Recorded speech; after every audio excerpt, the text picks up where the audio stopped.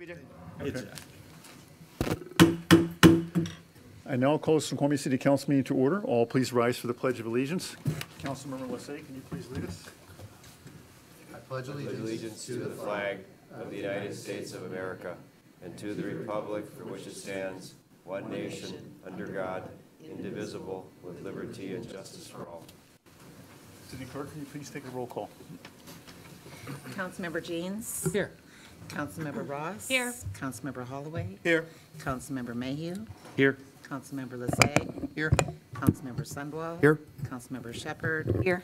Mayor Larson. I am here. Council, may I have a motion and a second to approve tonight's agenda? So moved. Second. I have a motion and a second to approve the agenda tonight. Is there any discussion? Is it in order to make a motion, move citizen comments after the public hearing section? If so, I so move. Well, Citizens, okay, I'm waiting for a second, I guess. Yes, second. Okay, a motion and a second to move the public comments until after the public presentations? Okay. The public hearings, presentations, proclamations, and appointments section. Okay. I'll offer a piece of information that might change your mind. Officer Gutzler, who's part of the presentations tonight, can't be here, or he's wanting his son to be here to pin him, who's not coming back from practice until 7:30. So we're actually going to be putting that off until a little later. So which would That's actually going to take that long anyway? It Which probably we- is, huh? Yeah, which means we'd probably jump into some of the regular agenda items. I'll withdraw my motion. Motion's withdrawn, okay. Do you need Councilmember a Holloway. motion to move the oath of office? No, I think I can just All right. delay, or we'll move on to regular agenda items, and then, is there any other additions, deletions, amendments to the agenda for tonight? All right. See no one else move forward. All in favor? Aye. Aye. Opposed? Motion's carried. With that, we move on the citizens' comments at this time, and anyone who would like to comment on any item that is not on the agenda tonight. And I think everybody here kind of knows the protocol, so Monica, we'll start with you. Monica Lowney, P.O. Box 493. I want to speak tonight about the $55 to $60 million bond debt that the city is planning to commit to in the near future. I've attended multiple meetings this year debating this issue. Historically, our city's largest bond was for $7 million. I understand we have $10 million that we need to refinance in bond debt. The city is committed to $22 million of infrastructure maintenance in historical Snoqualmie, yet another about $33 million has been listed as unspecified. However, after researching the city's financial documents, it appears that most of this money will be used to expand our current water and sewer capacity system. I've asked multiple times at the city meetings what the developers will be contributing for this expansion. We know that the Salish expansion and the mill site will need these services for their projects, yet I've been only told that they're going to pay standard hookup fees. This is a lot of money to be borrowing for citizens of Snoqualmie. I also want to point out that our current state-of-the-art water treatment system is functioning just fine for our current population. And if we're going to expand that and spend tens of millions doing so, I think developers need to pay their fair share. I'm also unclear as to why the city is leaning toward borrowing more than what they need. This assumption that bond rates will only increase, in my opinion, is false.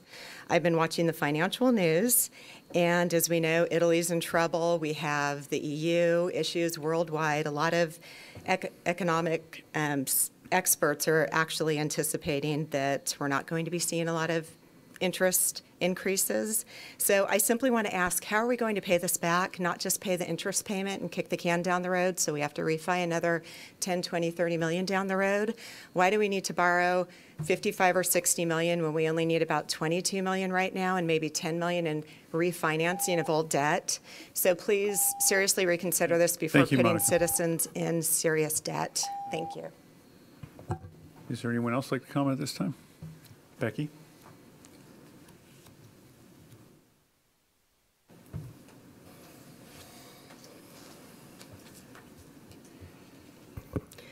Good evening, Mayor, Council, citizens. Well, I was in a rush to get here, and I fell down, went boom, and I did it by accident. I didn't want to be late for this meeting, but yet again, the boardwalk is filthy dirty.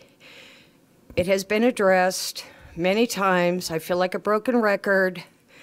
It is unsightly. It is embarrassment to our tourists, the public. It's very shameful. And I've talked to the mayor about it, Dan Marcinko about it. I was told that there's a contractor. The curbs on 202 that butt up against our beautiful, disgusting, dirty boardwalk. I'm tired of talking about it, and I am seriously thinking about putting in an application to take care of it myself. I don't know what needs to be done about it, but why are we totally ignored? And again, I have addressed, and Jody's taken care of this, I think, for me. Bless her heart, she's been up to so much, is that the street that where I live on, Maple and Maple, the sign is leaning. People have looked at it. People have called me about it. And this has been going on for quite some time, too. And I'd like to see that being fixed, because I don't really think that any of that would fly if it were up on the ridge. Thank you. Thank you, Becky. Anna? Anna Sotelo, 7713 Center Boulevard Southeast. Again, I wasn't going to speak, but she just sucked me into it because, Becky, I tripped today on the ridge with the stumps from the trees. Some have cones, some don't, but I tripped. So it does happen on the ridge. And then as well, I was out just blowing in front of my building because I'm struggling with property managers and just keeping up with that kind of stuff. But just the streets in general, I don't know if we still do have the street cleaners, but that would really be beneficial if we could get them passing through Center, as well as my own residential street on Stewart. And I know that this is something that if I called and spoke to Brian or Joan or anyone, that they would address it. But I just kind of wanted to, I guess, let Becky know that it happens in the ridge as well. Thank you. Thank you, Anna. Is there anyone else that would like to speak at this time? All right, so seeing no one else move forward, we'll move on to public hearings, presentations, proclamations, and appointments. And first, I'd like to start off by welcoming and introducing Nicole Wiebe, who's now officially our first full-time events coordinator for the city of Snoqualmie. And I'll turn it over to Deborah to introduce her. Okay, so the mayor already said part of what I was going to. I'm going to leave most of this to Nicole, but I would like to introduce Nicole Wiebe, our new events coordinator. She started on May 15th, and we're very happy to have her here. She has excellent experience, comes to us from the city of Redmond, but I will let her tell you a little bit about herself. Hi, born and raised in Bellevue, Washington. Have lived in Redmond for, I think, 25 years. I'll give you a little personal. Married to a math teacher at the high school. I have 2 kids. One's a junior, Seattle U Nursing. I have a boy who's going to graduate this year from Redmond High School. I've been doing event planning 20 years or so, but the last 13 years I've been at the City of Redmond. I was in, for 11 years, Parks and Recreation, doing events and marketing, and the last 2 years was in the executive department, and I was in the Economic Development and Transportation Demand Management program, which was really promoting events and business outreach for commuting. We had a Go Redmond program, which was just about those who live, work in Redmond and the commuting options that they did. So I've done small events from ribbon cuttings for 10 people to Redmond Lights and Derby Days for 15,000, 20,000 people. And I'm really excited to be in Snoqualmie. Thank you. Any questions? Well, we're pleased to have you, Nicole. Welcome you. to the team. Thanks a lot. Glad you're on board.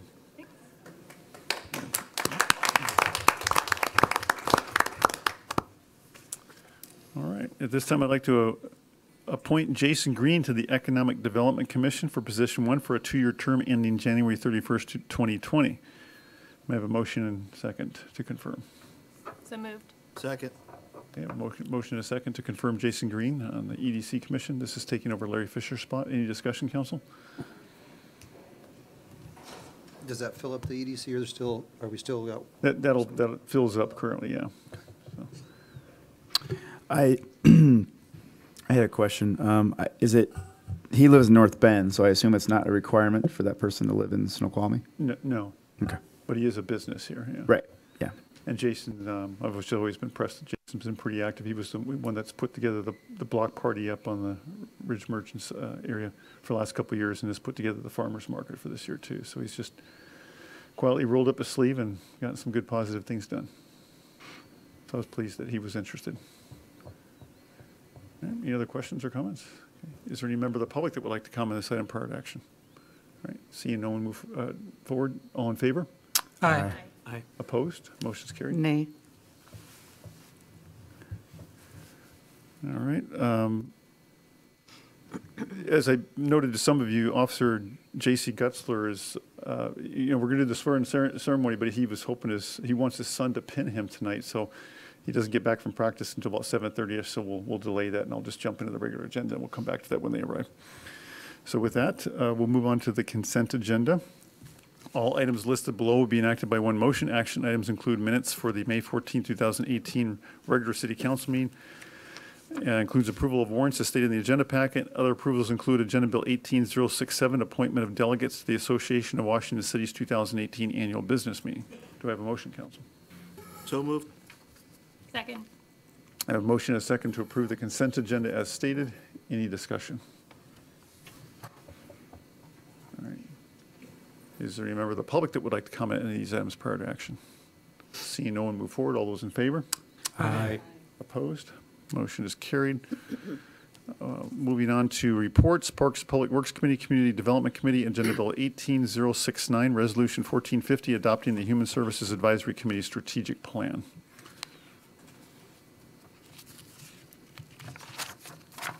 At the December 11th, 2017 Snoqualmie City Council meeting, the council passed a motion for Human Services Advisory Committee to return to the council with a strategic plan and process for needs assessment and weighted criteria allocation of funds.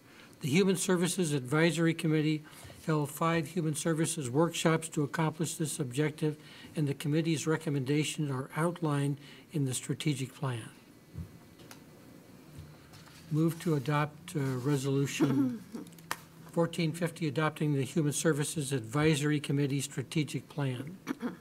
Second. I have a motion and a second to approve Agenda Bill 18070 as stated by Councilmember Jeans.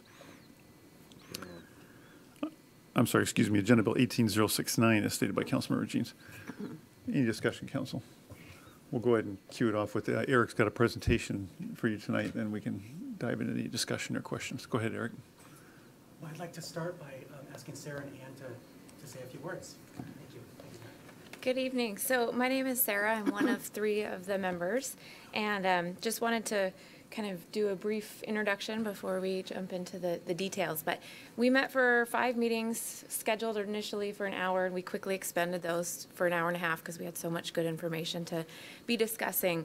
We really focused on assessing local human services, what other people are doing, looking at what we're doing. We focused on reassessing our funding priorities, really focusing and making sure those match our community needs. And then we went back and we updated our scorecard so that the way we were scoring was really reflecting the information we were asking and making sure that we had a clear way to be scoring applications in the future. And then we spent a lot of time cross-checking. How did previous allocations, how did they fit? Is that the right way? And so we did a lot of work and thankful for everyone who was there helping us, and look forward to the presentation. Yeah. Just a couple little adds. So we didn't really look at it for short term. We actually looked at it for long term too when we were planning this out. So we were trying to look and see what the growth was going to be doing. And so I think that our plan really covers that well. Thank you, Ann and Sarah. Good evening, Eric Kaltenbacher, Management Analyst with the City of Snoqualmie. And as Sarah and Ann discussed, we are here tonight in response to the motion from the City Council to ask staff in the Human Services Advisory Committee to return to council with a strategic plan and process for needs assessment and weighted criteria of allocation of funds. And before I give a brief overview of each area of the strategic plan, I would really like to thank the Human Services Advisory Committee, all the members, and especially the community members, Sarah, Ann, and of course Carol. So thanks a lot to them. So the Human Services Advisory Committee looked at 10 key areas to our strategic plan. We started by looking at human services funding in neighboring cities. We reached out to the city of Issaquah, the city of Carnation, and the city of North Bend to see what was going on with their human services funding programs in their cities. And in the strategic plan, it's a detailed overview of what we found. We next reached out to the coordinator at the Human Services Funding Collaborative. And the Human Services Funding Collaborative is a coalition of 17 cities in King County that come together every 2 years as part of both a shared application and accountability process. And what we did find is that the next opportunity to be a part of this is for actually the 2021-2022 biennial budget. So it doesn't really apply at this time, but we thought the information was very important, which is why it's one of the areas of our strategic plan. This is something that the committee is open to in the future, but right now we don't know, but we're going to look at it. The next area that we looked at was community needs assessment report. And at one of our human services workshops, we looked at community needs assessment reports from the city of Issaquah, the city of Sammamish, and the city of Bainbridge Island.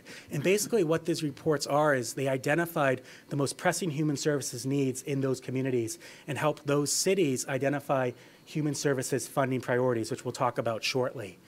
And what we also learned was that in the Snoqualmie Valley right now, there are about 5 organizations that are working together on a community needs assessment report, which will be over the next couple of years. So that might end up being a tremendous resource to the city of Snoqualmie that we'll be able to use to help refine our Human Services Advisory Committee strategic plan. So I'd like at this point to move on to the next section of our strategic plan, which focused on the committee structure and logistics. And so currently, the Human Services Advisory Committee consists of 3 community members. And what the committee would like to do is recommend that we increase that number up to 5 members. The term is currently for 1 year. We'd like to recommend increasing to 2 to 3 years, possibly appointing a chair. And there are some other items listed in the strategic plan as well related to that. The committee would like to recommend that we transition to a regularly quarterly meeting schedule. We'd also like to recommend that we adopt a 2-year funding cycle. And one of the best benefits to this was that would align with our 2019-2020 biennial budget. And there are other really good reasons to do this as well listed in the strategic plan. The next item that the committee would like to recommend relates to timeline. We'd like to move up the timeline and get an earlier start on reviewing applications.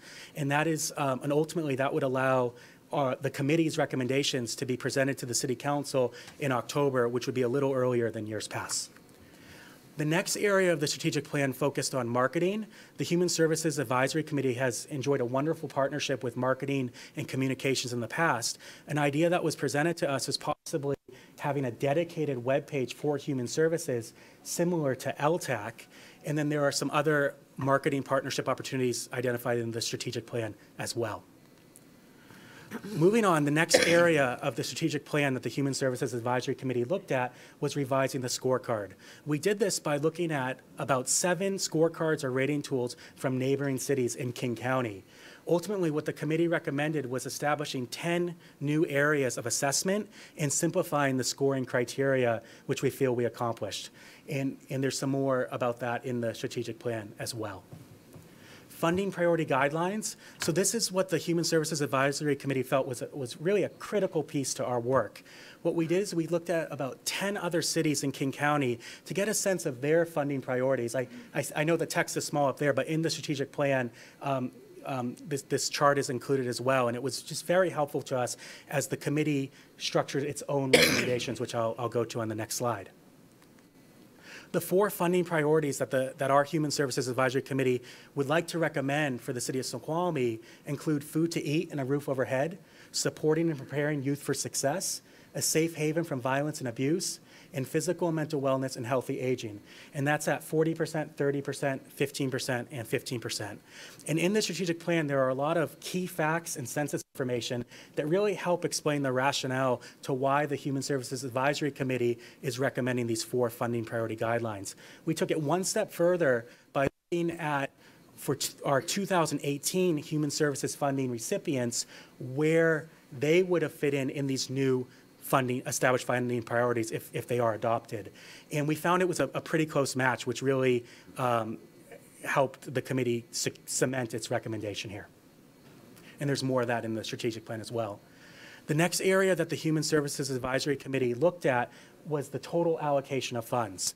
This chart here is an overview for the past 8 years of both requested funds and available funds. If we go back to 2011, there was $117,500 requested with $100,000 being available. We go to last year, we're at $227,800 requested with $169,000 available. The committee felt that this chart, and based on the past data, really made the case for continuing to increase the total allocation of funding available. And there's some more about that in the strategic plan as well. Another resource that the Human Services Advisory Committee utilized was this chart, which was a funding comparison with other cities. And where Snoqualmie, you can see in your strategic plan and on the screen, Snoqualmie falls in at number 8, at least on this list. And basically what this conveys is, so 1.12% of general fund revenue is what the city of Snoqualmie currently allocates to human services funding. That also equals $12.79 per capita or per person. And I'd suggest to the council and the community to continue to review this document in your strategic plan as well. Do you want to take questions now, or do you want to wait till the end? Just have a few more slides if it's okay. Thank you, council member. We can come back. Great. Sorry, Mayor. The end, well, that's fine. Thank you. So before the Human Services Advisory Committee made its recommendation, it really wanted to take a look at several organizations in the Snoqualmie Valley. The Human Services Advisory Committee Strategic Plan looks at 5 of those organizations. For this presentation, I'll share one being Encompass. Just in the past 2 years, there's been about a 26% increase in clients served in the 98065 zip code, Snoqualmie zip code. So we saw example after example of really consistently a need for more available funding. It was really hard to find a counter argument against that. So the committee, strongly felt that that was the case. So in that recommendation, so what the Human Services Advisory Committee would like to do in recommending for the total allocation of funds is to increase from 1.12% of general fund budgeted revenue to at least 1.328%. So where we got the 1.328% is, if you go back to 2018 general fund revenue, 200,000 would be 1.328%.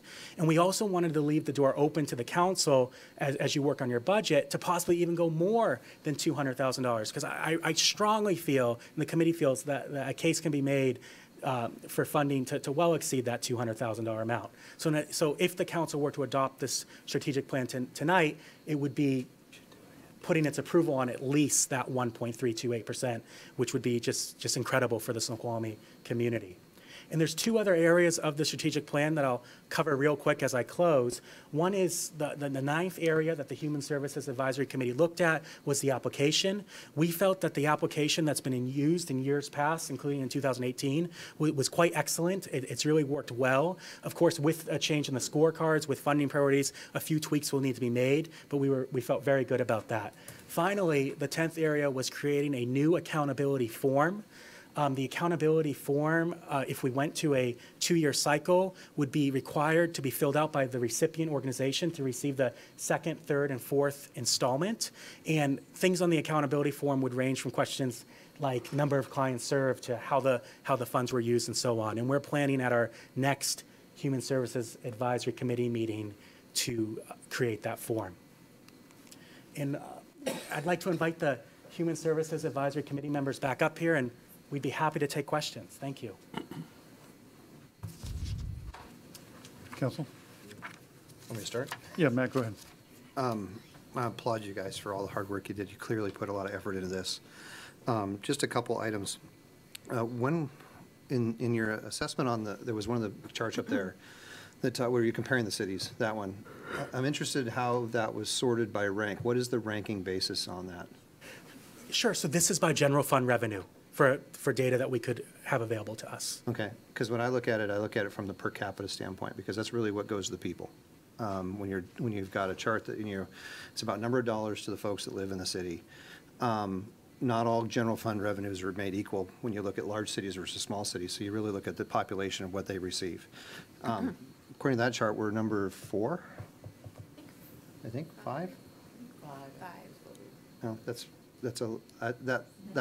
a much stronger, I think, position than looking at it from a standpoint of general fund. The second thing is, I believe we recently, at least in the last couple of years, increased the allocation already to 1.12. It was previously 1%. And when was that? If anybody can answer, when was that done? A couple years ago, yeah. 2 or 3 years ago. Okay, I just wanted to get an understanding of when that recently was increased. Eric, you might know off the top of your head. It was increased in 2017. So in 2017, in the summer, I believe. Last year. Okay. Okay. That's right. That's right.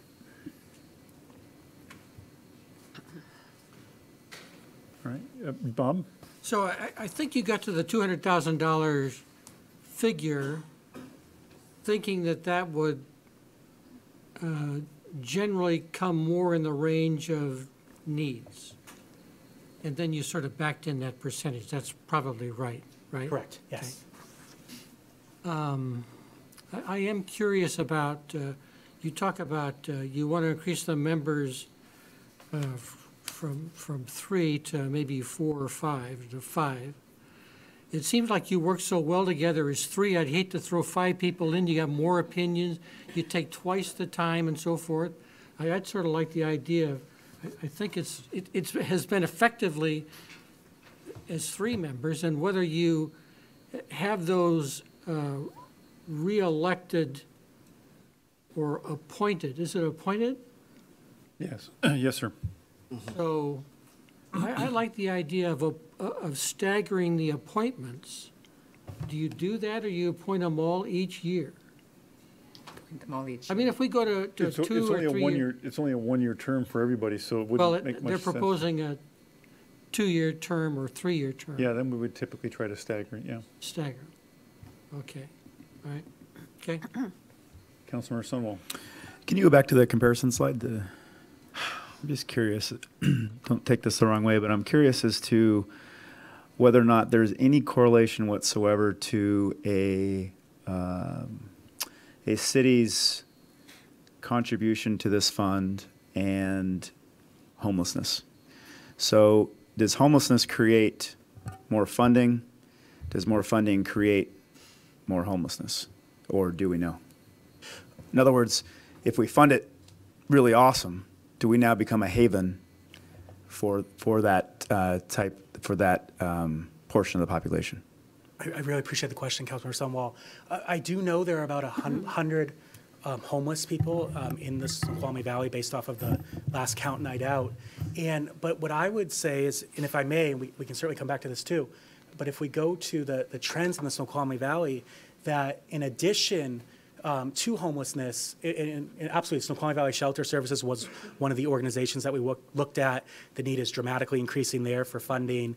But across the board, whether it was Encompass, Mount Si Senior Center, the food bank, there's such a need for human services funding in the Snoqualmie Valley. So I can't say for sure, I really don't know exactly, but I do know that it was really quite a range of need. I would simply add to that, Councilmember Sunwall, too, that as we moved into starting to support the Snoqualmie Valley Shelter Services or Congregations for the Homeless, or prior name or prior organization, we made it very clear from the administration, council members as well, and Kathy Lambert County folks all supported that that support here was not intended to make this a regional magnet for homelessness around the east side, that the intent was to service a local population with a local tie, and Jennifer Kirk fully understands that. In fact, that's her emphasis. They interview, if they have someone who's from outside the area, they try to get them plugged into that area or transported to that area. The reason being is they feel philosophically, as part of the efficacy of their attempts, is that when you keep people tied to the communities where they've had ties, they've lived here much of their lives, or some connection, that's healthier for them. It's less isolating. Part of what exasperates is when someone gets isolated from the communities that they feel a connection to. And so they really focus on serving a local homeless population. Please. A quick comment to that as well is that, as we would increase, we would stick with our funding priorities of the percentage of food and roof overhead would be about 40%. So the two categories make up that one funding priority. And the allocation, the increasing the money would be spread out amongst all 4 funding priorities as well. So you're not suggesting a head tax? Sorry, I had to work that in. No. Councilmember Jeans. So I'm not sure exactly what we're being asked to approve. I like the idea of an increase. I like the idea of serving more of the community. But it's hard to figure out what that should be unless we're in the budget process considering all matters of budget from all sections. We're not trying to decide that percentage now, I hope we'll, okay. Yeah, thank you, Councilmember Jean. That's an excellent point. There were earlier conversations at the committee level and with Human Services to strongly emphasize that what you're doing tonight is not authorizing a specific increase or an increase at all. This is the strategic plan, and then that's a secondary decision that will come before the council, or a secondary conversation that would come before the council. And obviously, the strategic plan and the recommendation is that you at least take up that question. Yeah. So, Councilmember Ross. Okay. So Human Services is my passion, and I think this is a thorough, well-done strategic plan that you came up with. And I like the funding priorities because they are basic human needs. Councilmember Ross, could you pull the microphone closer? Because the funding is basically the human needs of our residents. And I just want to make sure that when applications are open to nonprofit organizations, that if you see some organizations that have not applied, that we do reach out to them.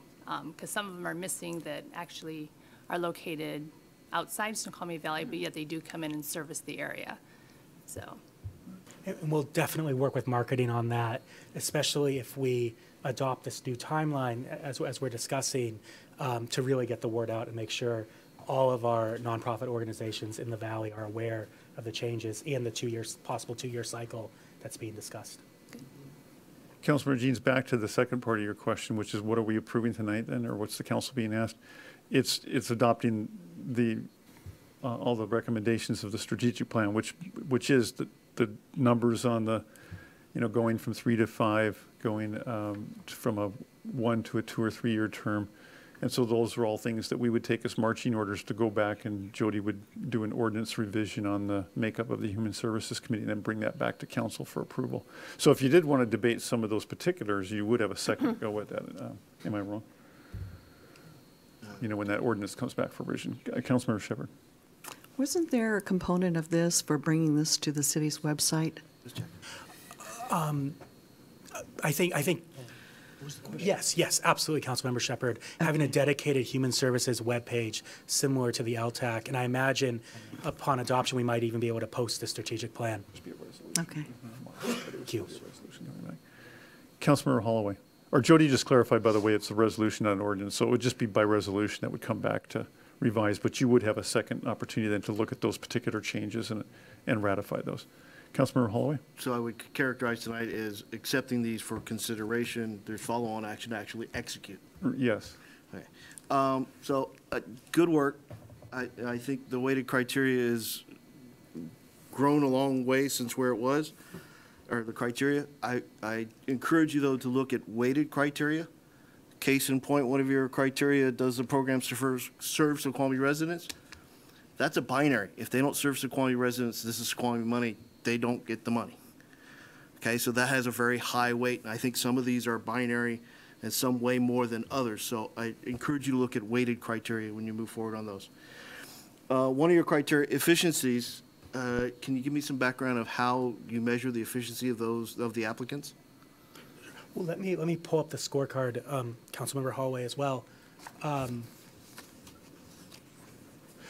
So what we did was, you know, it came two ways. One is we reviewed at least 6 or 7 rating tools and scoring criteria, scorecards from other cities to help us get a sense of what some other cities are doing.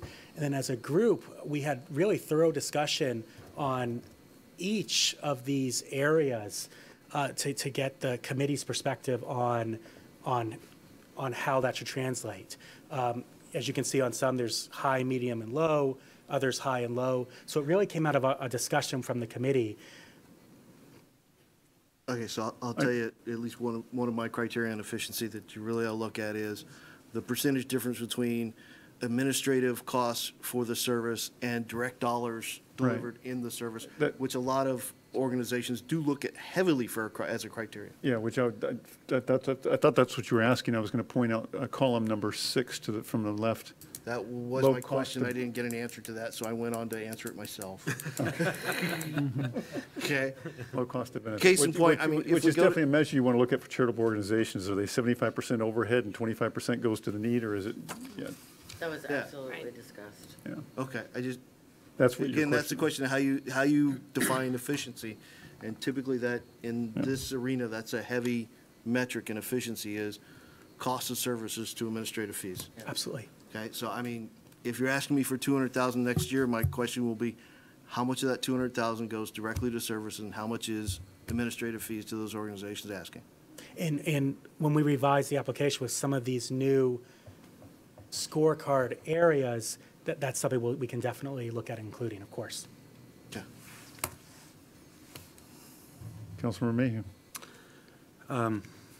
So I was the council member liaison to this committee, and I would just tell my council members, I've sat in on many of our commission and committee meetings, and I am continually amazed at the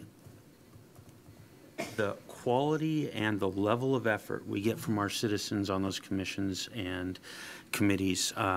They all just impress the heck out of me. But I will say this committee, more than any committee, impressed the heck out of me. Watching this committee work through its 5 meetings was just amazing. It's one of those things where you think to yourself, oh, they should think about X. And the next thing is someone brings up X. And you think, wow, they should go into more depth on Y. And the next thing you hear is they decide they want to go into more depth on Y. And you sort of sit there in silent awe, maybe. The thought that came to me was like watching a symphony, watching this committee work. And they did fantastic work. They went into a quality of analysis that I think is outstanding, and any plan, any strategic plan is going to have weaknesses. You know, if we had another 100 people look at it, we'd get a bunch of additional ideas and recommendations, and then another 100 again. But for what they were asked to do, the distance they've come and the quality of what they've given us, I think we owe them a tremendous thanks, and I think we've got just a fantastic step forward that really addresses all the things we wanted addressed in the strategic plan. Yes, as we go forward, we will have to figure out what funding levels we should or can be at, and we will have further recommendations. The committee itself has talked about how interested they are in seeing how this scorecard works over the next year, and then wanting to revisit it, so they see this as something they've changed, but they're going to see how that works and see what additional changes they need. So I just want to say what a fantastic job I think they've done, and what a high-quality strategic plan they've given us. I do want to say, if we could just go back to the slide that shows it's a graph, the graph chart. And to one of my fellow council members' questions, I will tell you this committee was reasonably skeptical about what the total need was. I don't know if skeptical is quite the word, but this was not a sense, I never got a sense of people that were just here to spend some money. In fact, almost the opposite. There was at one point a discussion they had about, gee, maybe we should, think about a needs assessment, maybe a contractor. I specifically remember that suggestion that came from, I don't know whom, not me, but someone in the room, it came from. That suggestion lasted literally about 5 seconds. The answer was that is not where they thought we should be spending money. So I think you would have all been extremely pleased had you watched them function. So the reason I asked them to put this slide up is, and just understand that one of the difficulties they had, that they struggled with, is that many of the organizations we contract with for these services serve an area greater than Snoqualmie. So more of the Snoqualmie Valley. And so sometimes it's hard to get at information about our citizens. But surprisingly, they can get quite a bit of that, and that's what is in that other chart where you saw them measuring the need. So this is not a chart that tells us, let's see, this is a chart that tells us how much has been requested versus how much was funded. So the question that they grappled with, well, are they just asking for more? But now if we just go to the chart that has the different assessments of the, not that one, it's got the columns with the different organizations. Yeah, there. If you look closely at this, what is amazing is the need that is happening in our city. And just to give you a sense, by the way, we're talking about 1.3%. And just so you know, the City of Seattle devotes 9% to human services, 9%. And that's before the head tax, which is going to significantly increase their funding towards this. And we know the problems that they're facing. Now, granted, they have a much bigger problem, much different problem than we have.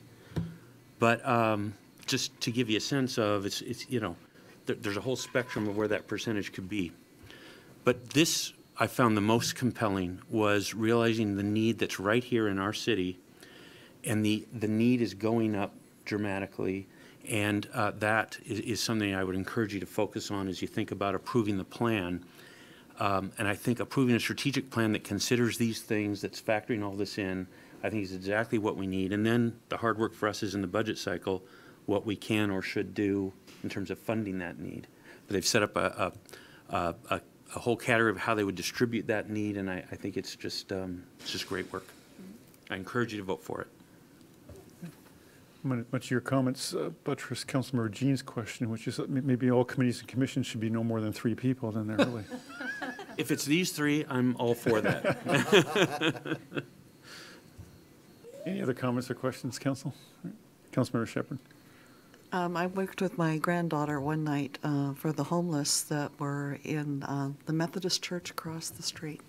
And I didn't know whether they're listed on some of the agencies that you were proposing to give to. I didn't recognize the Methodist church name. Is it another name that it would be under? It's the far right column right there.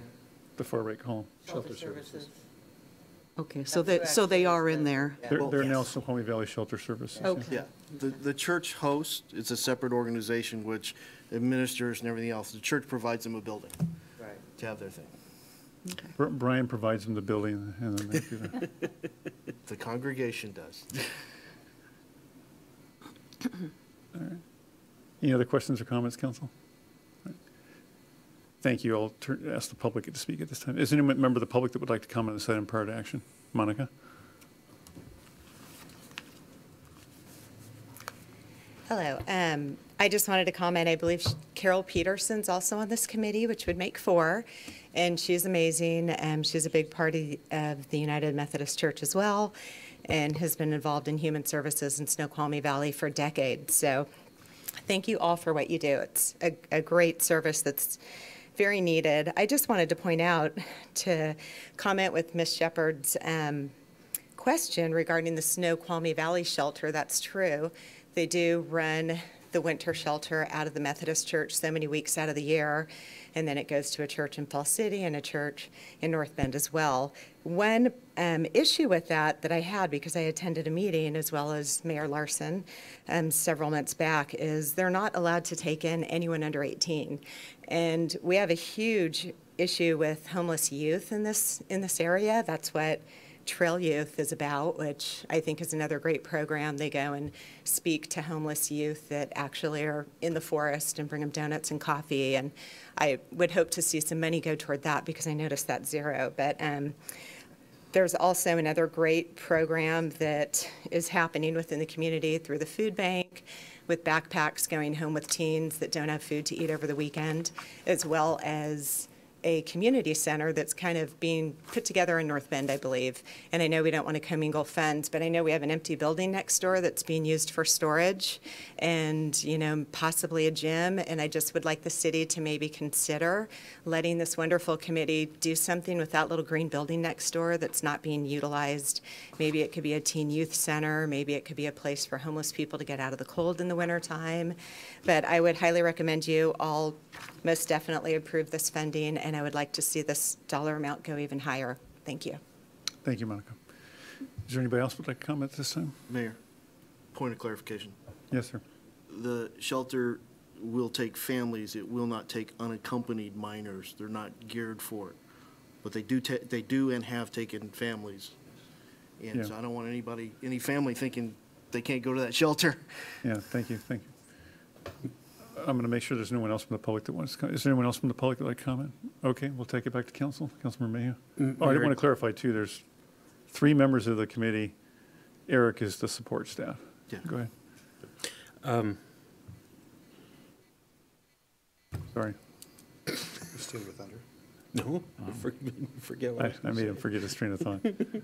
Sorry about that, Jim. Oh, sorry, I've got it back. Mayor, I just want to clarify so that members of the public understand, this committee is not itself attempting to deliver any services. Correct. It's delivering a strategic plan of how the city's funding for such services would be distributed, how organizations that apply for such funding would be evaluated, how they'd be followed up on to ensure they're following through, things of that nature. But I think some of the comments that the last speaker made about things that could be done are fantastic ideas. In order for those to happen, an organization that's willing to do those things needs to come forward, and then the framework that the committee's created would be used to evaluate those proposals. So just want to make that point and encourage any organizations that that are looking to provide these kind of services, please come forward and apply to this committee for funding and to the council. All right. If there's no further discussion, I'll put it to a vote. All those in favor? Aye. Aye. Opposed? Motion's carried. Congratulations and thanks again to the members of the committee.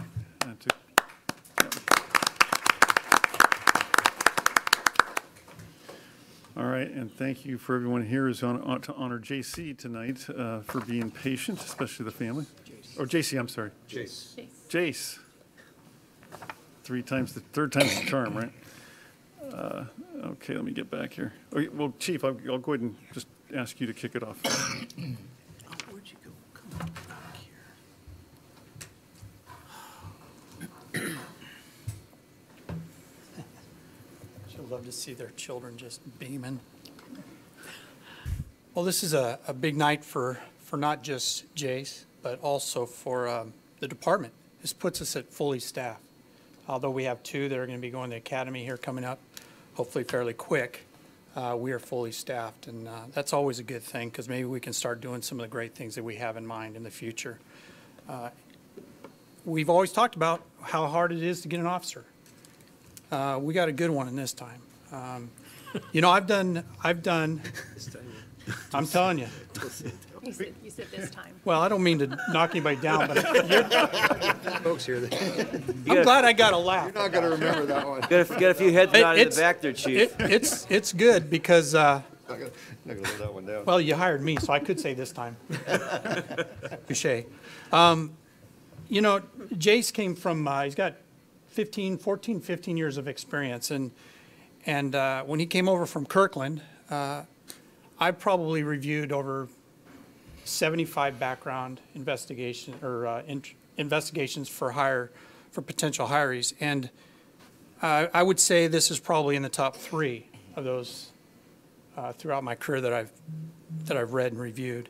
And just to highlight some of the remarks that were made by his employer prior to coming here, they're quotes. One of them is his job performance, exceptional. It is rare that you can find somebody that has the ability to teach, engage, lead, and motivate. The list goes on. He was recognized by the chief last year of Kirkland for his work. He's done undercover work. He's been a tactical officer. He's been a training officer as well. I'm very proud to have somebody of this caliber come to our agency. I think it does show a little bit about where we're headed and what we're doing and what we offer here, because Kirkland's a very fine department, but I think we are too. And I think that the fact that he's coming to hopefully help us for the next 20 years, 30 years, I hope that this is, like I said, this is a good one. So if Mayor wants to swear him in.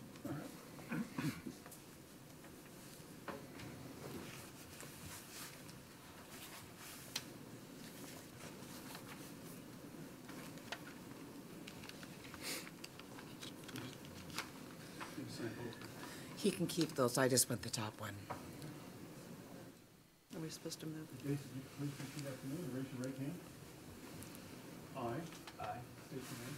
Jason Kessler, Having been duly appointed having been duly appointed by the mayor of the city of Snoqualmie by the mayor of the city of Snoqualmie to the office of police officer to the office of police officer of the city of Snoqualmie, of the city of Snoqualmie, Washington, Washington, do solemnly swear do solemnly swear that I will faithfully that I will faithfully and impartially and impartially perform the duties of my office perform the duties of my office as prescribed by law as prescribed by law to the best of my ability, to the best of my ability, and I will support and maintain and I will support and maintain the ordinances of the city of Snoqualmie the ordinance of the city of Snoqualmie and the laws and constitution and the laws and constitution of the state of Washington of the state of Washington and of the United States of America. and of the United States of America. So help me God. So help me God. Congratulations. Welcome to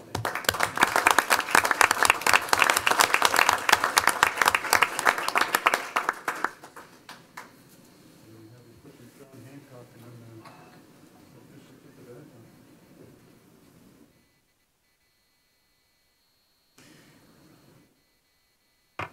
Mayor, he can keep those other 2. Sign the rest. Those are for him. No, I just want one.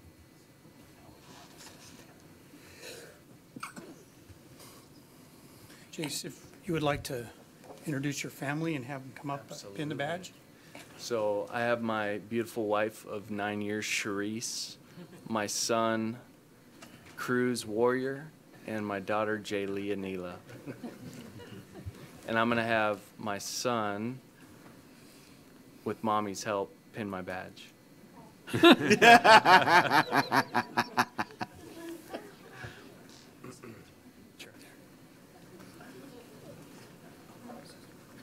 do it?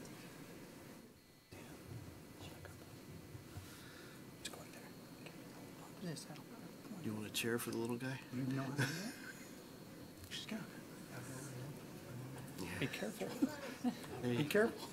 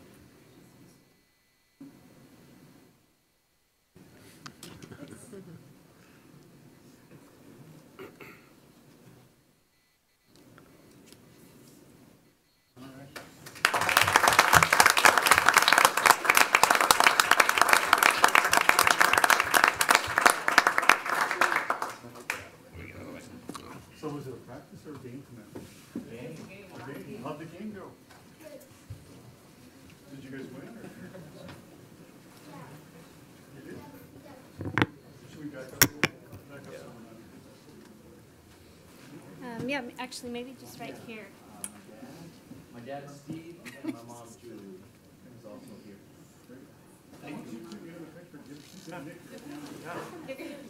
Mayor, if you move this way a little bit, we can avoid the. Oh, okay.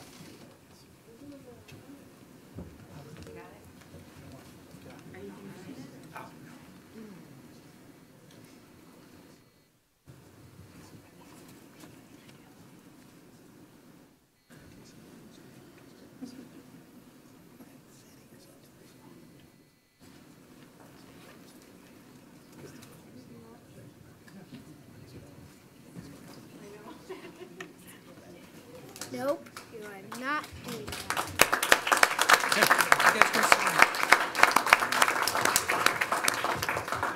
Jace. Stay right here. I'm gonna get your certificates. If I can get my pen. No, I've got one, and I just need my pen. Apparently I got a partner. Thank you very much. All right. Kind of like that. I just wanted to end it with again, it's a quote, and it's probably one of the best I've ever read on a background. It says, Jace is one of, and this is from a command staff level employee that he worked for. Jace is one of the best employees I have ever had. I am sorry to see him go. I saw him as one of the future leaders and desperately wanted him to see him as a supervisor at Kirkland PD. He's one of the most effective mentors and motivators I know. That's what I'm looking for. Thank you.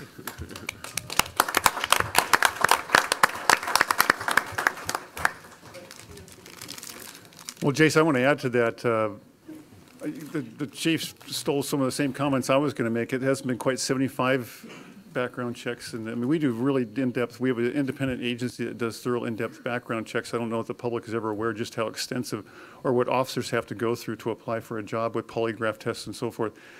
But I would hazard to say over the last 13 years, I've probably reviewed 20 to 25, and I concur with the chief. In fact, Todd Wilson that we got from Mercer Round next to you were probably the two that just stand out to me as ones that really I was very impressed with the backgrounds and just the service and your record. So we're very lucky to have you and excited to have you on board and part of the team. Just one more of many good officers we've hired. But so thanks for coming. And as I understand, you guys moved to Snoqualmie, and then you made the decision to come and join the force, correct? So you're residents as well. So all the better. Very good. All right.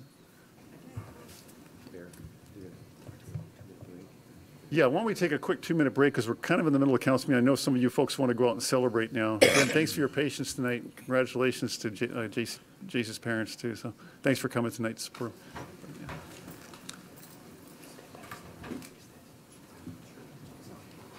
We'll reconvene at 8 o'clock on the nose.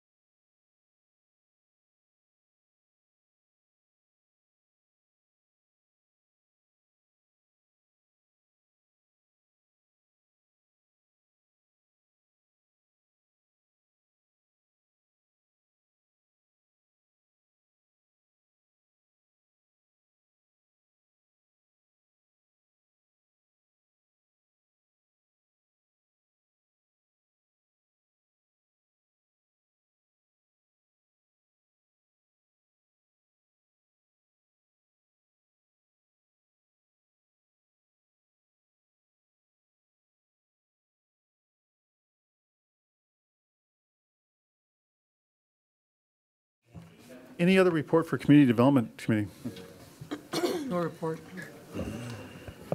Finance Administration Committee, Agenda Bill 18070, approval of public professional and office clerical employees and drivers local Teamsters Union 763 collective bargaining agreement for 2018, retroactive through 2021. This is for introduction and action, sorry. So summary statement, the city negotiating team and the public professional office clerical employees and drivers local Teamster Union 763 have reached an agreement regarding the 2018 through 2021 collective bargaining agreement pending council approval.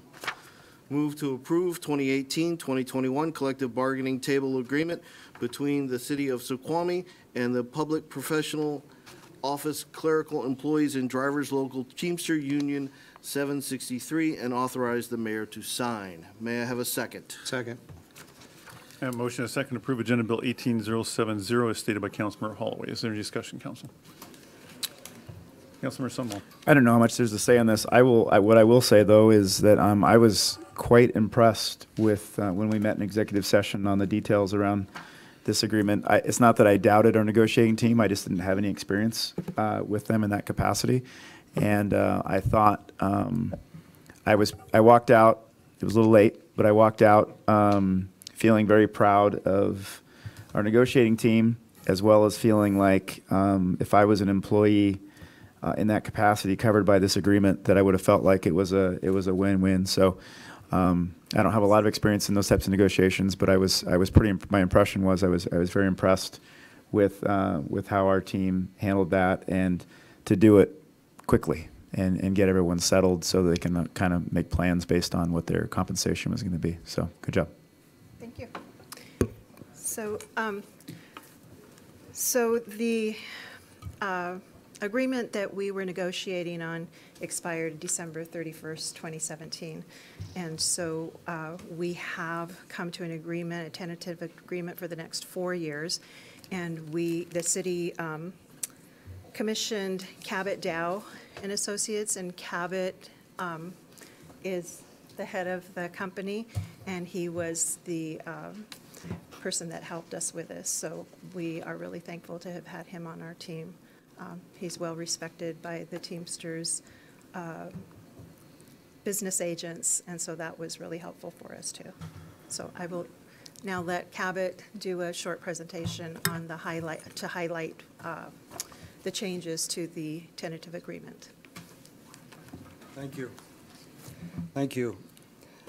I wanted to focus maybe first of all on the guiding principles that were behind this process that came from the top of the organization down. And that was within budget, fairness, legal updates, respectful process, stability in our organization, and reciprocity. So with your team, we negotiated this 4-year agreement. I think it is a very fair agreement. I think the process was a collaborative process, problem solving, and you have the stability of the 4 years. You have the stability of the fixed amounts of money that are going to be required in your budget processes during that period of time. It also maintains your benefit program that you have for these employees, which is a very valuable recruitment and retention tool. It updates the contract on the use of temporary and seasonal employees, which is an important resource, and having the flexibility to use these employees to supplement your full-time regular workforce is valuable. We have some challenges. It's never totally easy in this area because the state labor board says that if you have an employee that works more than 1/6 of the time, the employees have a right to become a part of the labor organization. Okay, so then it's a matter of negotiating what provisions of the contract are going to apply to this group of employees vis-a-vis, you know, the regular full-time employees. And so one of the things we had to do in the process was carve out the provisions. If you got into the weeds on the contract, you know, as to which ones are going to apply to everybody, which ones are going to apply just to the temporary seasonals. And as it turns out, I think the Teamsters negotiated a fair deal with the city, which basically says that when a temporary seasonal employee is working and part of the bargaining unit, that they're covered by the wage provisions of the contract, they're covered by the membership requirements in the contract, hours of work, basically, and that's about it. So you don't have just cause, you know, applying to this group of employees, or some of the provisions that apply to vacations, holidays, and sick leave. There also is a new state law effective in January as far as sick leave is concerned, which you may be aware of, and we wanted to make sure our contract was friendly to that statute. So I think basically that would be the highlights. I do have, of course, the second slide, which gets into some of the details as it pertains to operational issues, like pay for travel time on city business, navigating the waters of our bargaining obligations when it comes to the need to amend personnel policies from time to time during the term of the contract, as to legal compliance and so forth, because when you have a 4-year contract, there are going to be changes in the laws, and they may impact employees, and some of them will involve bargaining obligations.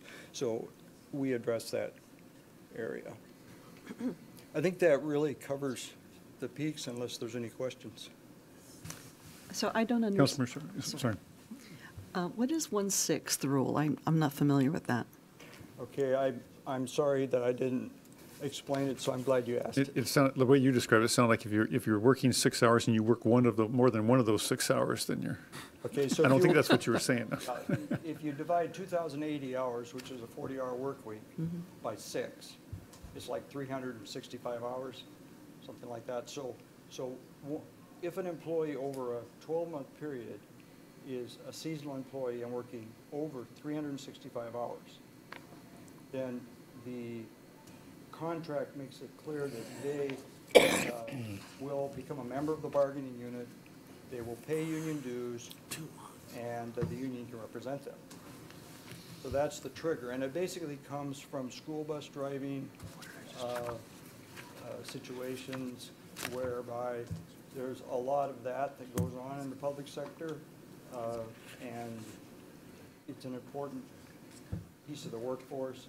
And so the State Labor Board adopted that standard of 365 hours for the union right to represent them. Okay. Any other questions or comments, council? All right. Is there any member of the public? Thank you. Thank you. Is there a member of the public that would like to comment on this item prior to action? All right. Seeing no one move forward, all those in favor? Aye. Aye. Opposed? Motion's carried.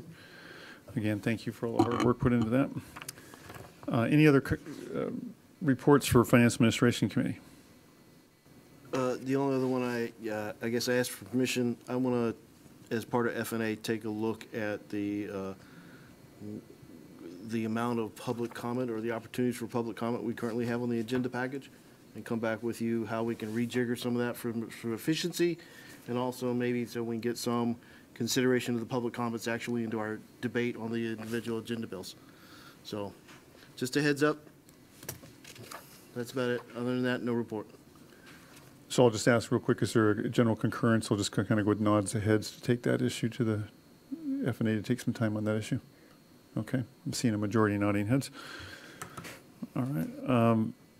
Moving on to Public Safety Committee, Agenda Bill 18068, Resolution 1449, authorizing the Mayor and Public Safety Council Committee members to further explore and evaluate the options outlined in the Fire Service Consolidation Exploration Scoping Document with the staff and elected officials of King County Fire District 27 in Fall City. Do you want me to read it? Yes, please. Okay.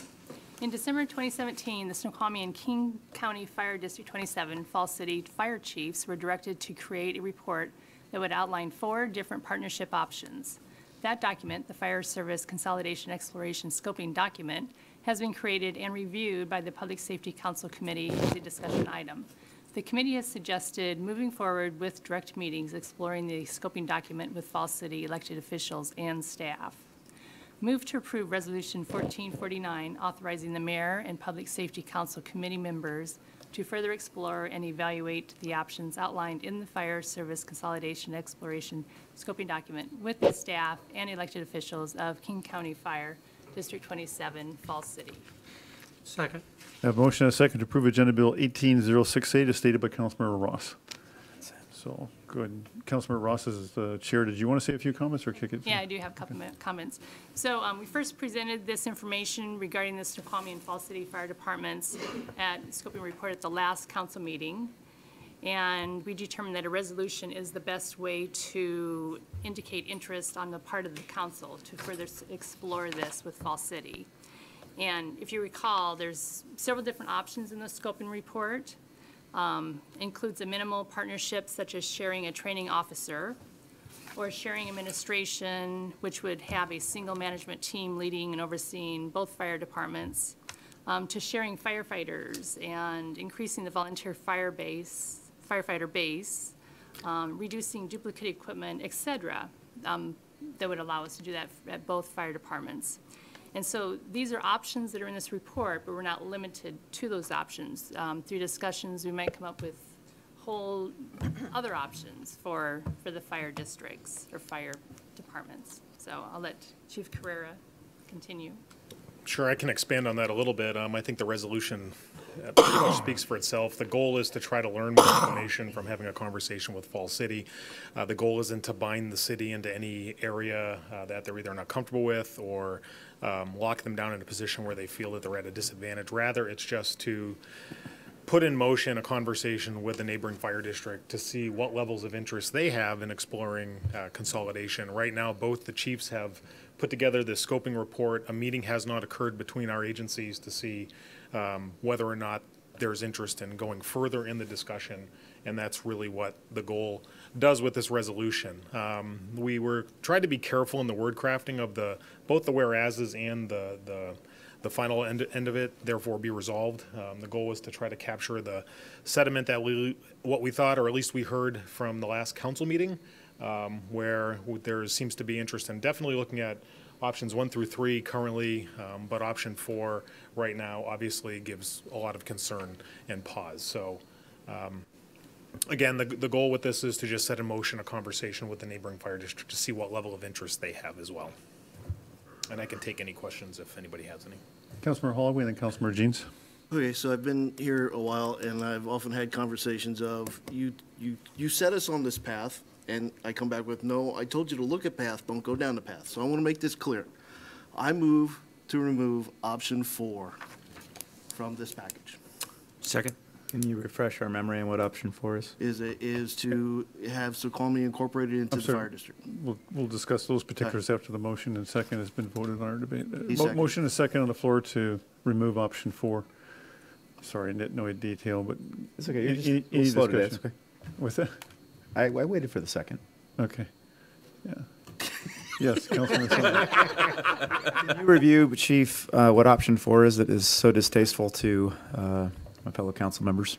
Certainly. Option 4 is what we've referred to as a voter-approved form of methodology of merger. So there's a couple of options within that, which one involves potentially, if the city was interested, looking at potentially annexing into the fire district, or what both of the fire chiefs have talked about as a better option to those two, recognizing that both of them right now are not good options, is a regional fire authority. It's a form of government where agencies can come together, a plan can be written that talks about governance, taxation, it talks about levels of service, and then if both agencies choose to put that on the ballot, then it's something that's approved by the citizens. As I explained it when I did the presentation a few meetings ago, when I had the conversation with Chief Connor and when I met with their community group, I made it clear to them that option 4 right now today is not, because of the makeup of the board, the makeup of the council and the conversations that have occurred,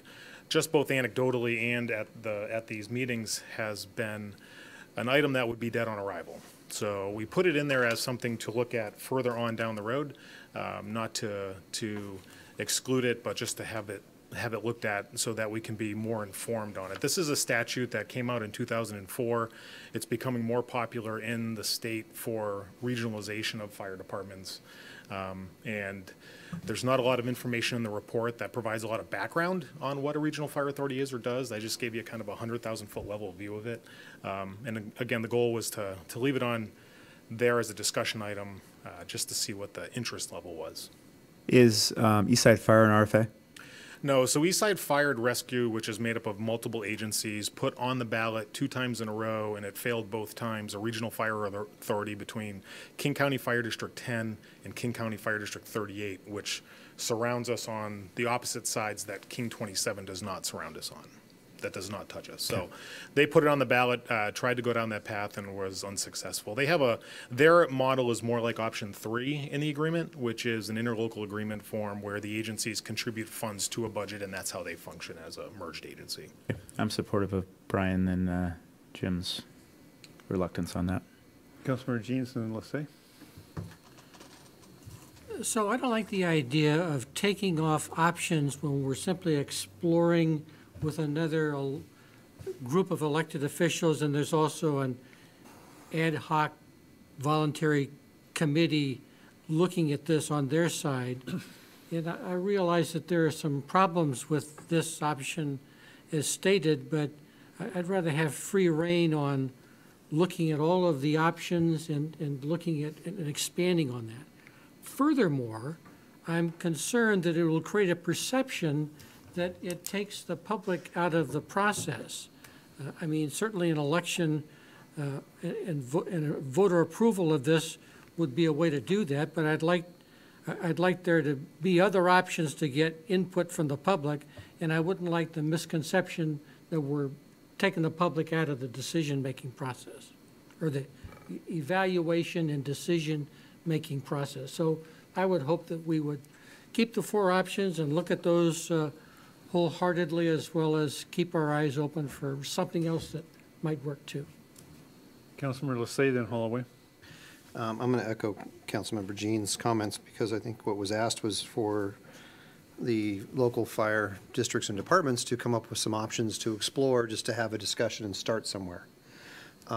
Taking options out of what they developed limits the starting somewhere options to begin with. And I think it's not necessarily to say that that's one option to be chosen, but if we don't leave all of them on the table and have a discussion about every area, we may come up with 2 or 3 other options during those discussions, and it may evolve into a hybrid of those as well. I don't think we're trying to say that we have to follow what's in that document, but it's a starting point. So I would say that we don't need to go modifying that.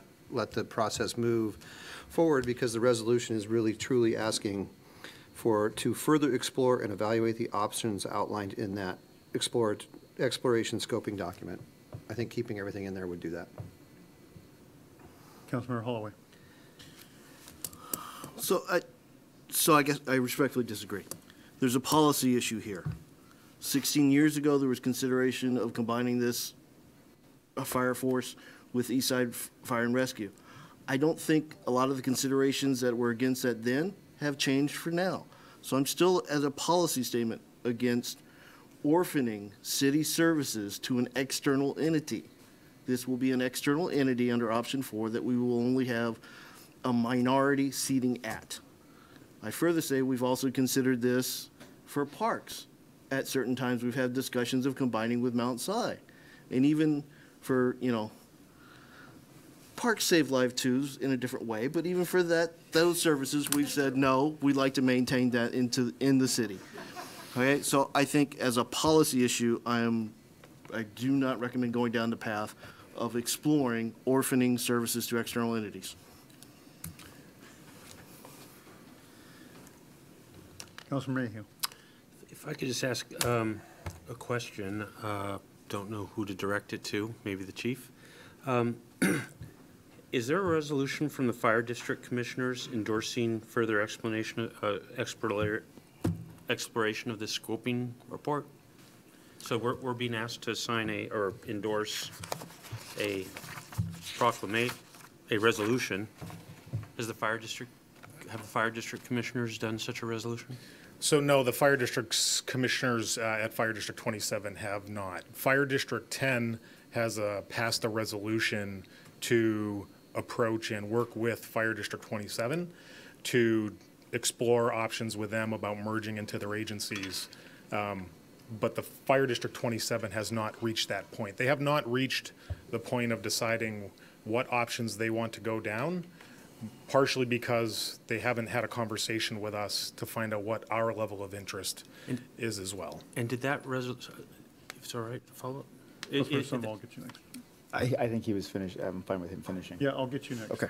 Yeah. Did that resolution that you just referred to from Fire District 10, was that what you were referring to? King County Fire District 10, yeah. And did that include option 4?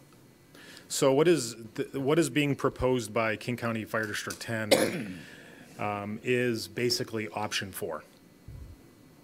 What King 10 has approached King County Fire District 27, as I understand it, is to basically erase the line between their agencies, and King 27 becomes part of King 10. So that's basically option 4 for King County Fire District 27. I just want to clarify some confusion as well, because I don't want any bad information or misinformation to be out there. What Councilmember Holloway, what you were talking about as far as representation and things like that, was a little bit inaccurate. Okay, so what we would talk about in a regional fire authority, if we were going down that path and looking at that as an option, we would be having a conversation about what that representation would look like. It's possible the city would have equal representation. It's possible the city may have greater representation. That comes out with the conversations. Our conversation was like 7 board members. Councilor Holloway, if you could speak to the microphone, please. But in our prior conversation, discussion was potentially 7 board members and 2 as representatives from the city. Sure. Now, that may have been under the old model, and I wasn't here then, so I certainly can't speak to it, but that's not what we're talking about here. That's if we were a minority AV and a minority number in the East Side Fire and Rescue. We're probably the larger AV value, so we would have at least an equal or larger representation, I would assume, in District 27. Maybe if I could clarify. Councilmember Sunwell, I'm sorry, I've kind of stepped on you. I was indulging Councilmember Holloway because he was having questions. That's a dangerous thing to indulge him. I think, Councilmember Mayhew, what I see this as is Fire District 27 is the one that's in play. So I wouldn't necessarily expect them to be the ones to form a resolution. 10 wants 27. I think we'd like to figure out if we want 27, if having 27 go with 10 would be a disadvantage to us. And so I think this is our formalized, the council gives approval for, we're serious about having the conversation. So I don't know that I'm necessarily surprised that 27 would not have something, because I think they're the ones that people want or think they might. And so that's why I'm supportive of this, because I want to see, maybe we don't care, right? But authorizing our folks to move forward and at least have that conversation to make sure we don't lose them to 10 without some sort of conversation. Bob wanted to make a comment. Come back to Councilmember Mayhew. I think it might have been cleared up. I also want to clarify when Councilor Holloway was referring to was 16 or it was probably about that time, 14 years ago, but that was the district Eastside Fire and Rescue, which has 3 cities, North Bend, Issaquah, Sammamish, and then 2 fire districts. And that's where the voting issue came up. It was based on a number of objectives, if you will, population, AV, so on and so forth. So I want to make sure we're clear, we're not talking about that particular model. I'm just saying, a lot of the considerations we had at that stage apply now. So I don't see. Few do perhaps, but not all of them. Not all of them. I think some of them do. Some of them has to do with local control and who decides, who makes those decisions for the organization, and what, by partnering with a neighboring agency versus 5 or 6 other agencies, that partnership creates more of a sharing opportunity. I just wanted to clarify that so people weren't confused about the discussion. Councilor Mayhew. Take it away, Jim. It's just to explain to my fellow council member who, sometimes I put a goofy smile on, and I apologize if it comes off wrong. All I was smiling was that you took my point exactly. So I was pleased that my question led to the inference that I was trying to get, which is, and by the way, I do want to compliment the chief. I think the whereas are written very well. The thing I would like to point out that I was getting at with my prior question is, for us to want to do something, we would need to know why we want that. I want a pony because I like riding a pony, right? So have we figured out why we want this? So I don't think you pass a resolution because you don't know if you want something and say, let's go get it. I think you figure out if you want it first. And then when you've said, here are the benefits that would accrue to our citizens of doing this, now we say to go forward with it. So the other thing I'd say is, I think this is a wolf in sheep's clothing. I think option 4, I think my fellow council members' comment on the public involvement is exactly where my thinking is. I believe that if the public understood option 4, they would be drastically against it. Now, I might be wrong, but I think we should know that before we pursue 4. Understand, some of our tax base goes away. The fire district then gets that tax base. That tax base is all they get. So right now, our fire department is not limited to just that portion of the funding for our fire department is not limited to just that tax base that they would be able to carve out. We can fund that department as the city deems necessary. I would say and the thing is, I'm very much in favor of options 1 through 3. So I'm regretting that we're having this discussion, frankly, because it introduces a negative aspect to this I just wish wasn't there. I just wish that we had not mentioned item 4 at all, and that's why I agree with the notion of just taking that out. Nothing, if we take that out here, all we're doing is not endorsing it. It doesn't stop them from talking about it. But I would say, if the fire department, okay, so I don't like tall buildings in Snoqualmie, but the fact is we're getting some 5-story buildings. The fact is that if we get, I don't know, 1 or 2 more of those, we're going to need a ladder truck. We're going to need different kinds of apparatus, okay? I used the word apparatus in a sentence. I should get extra credit. Mm-hmm. So, you know, where's the funding going to come for that?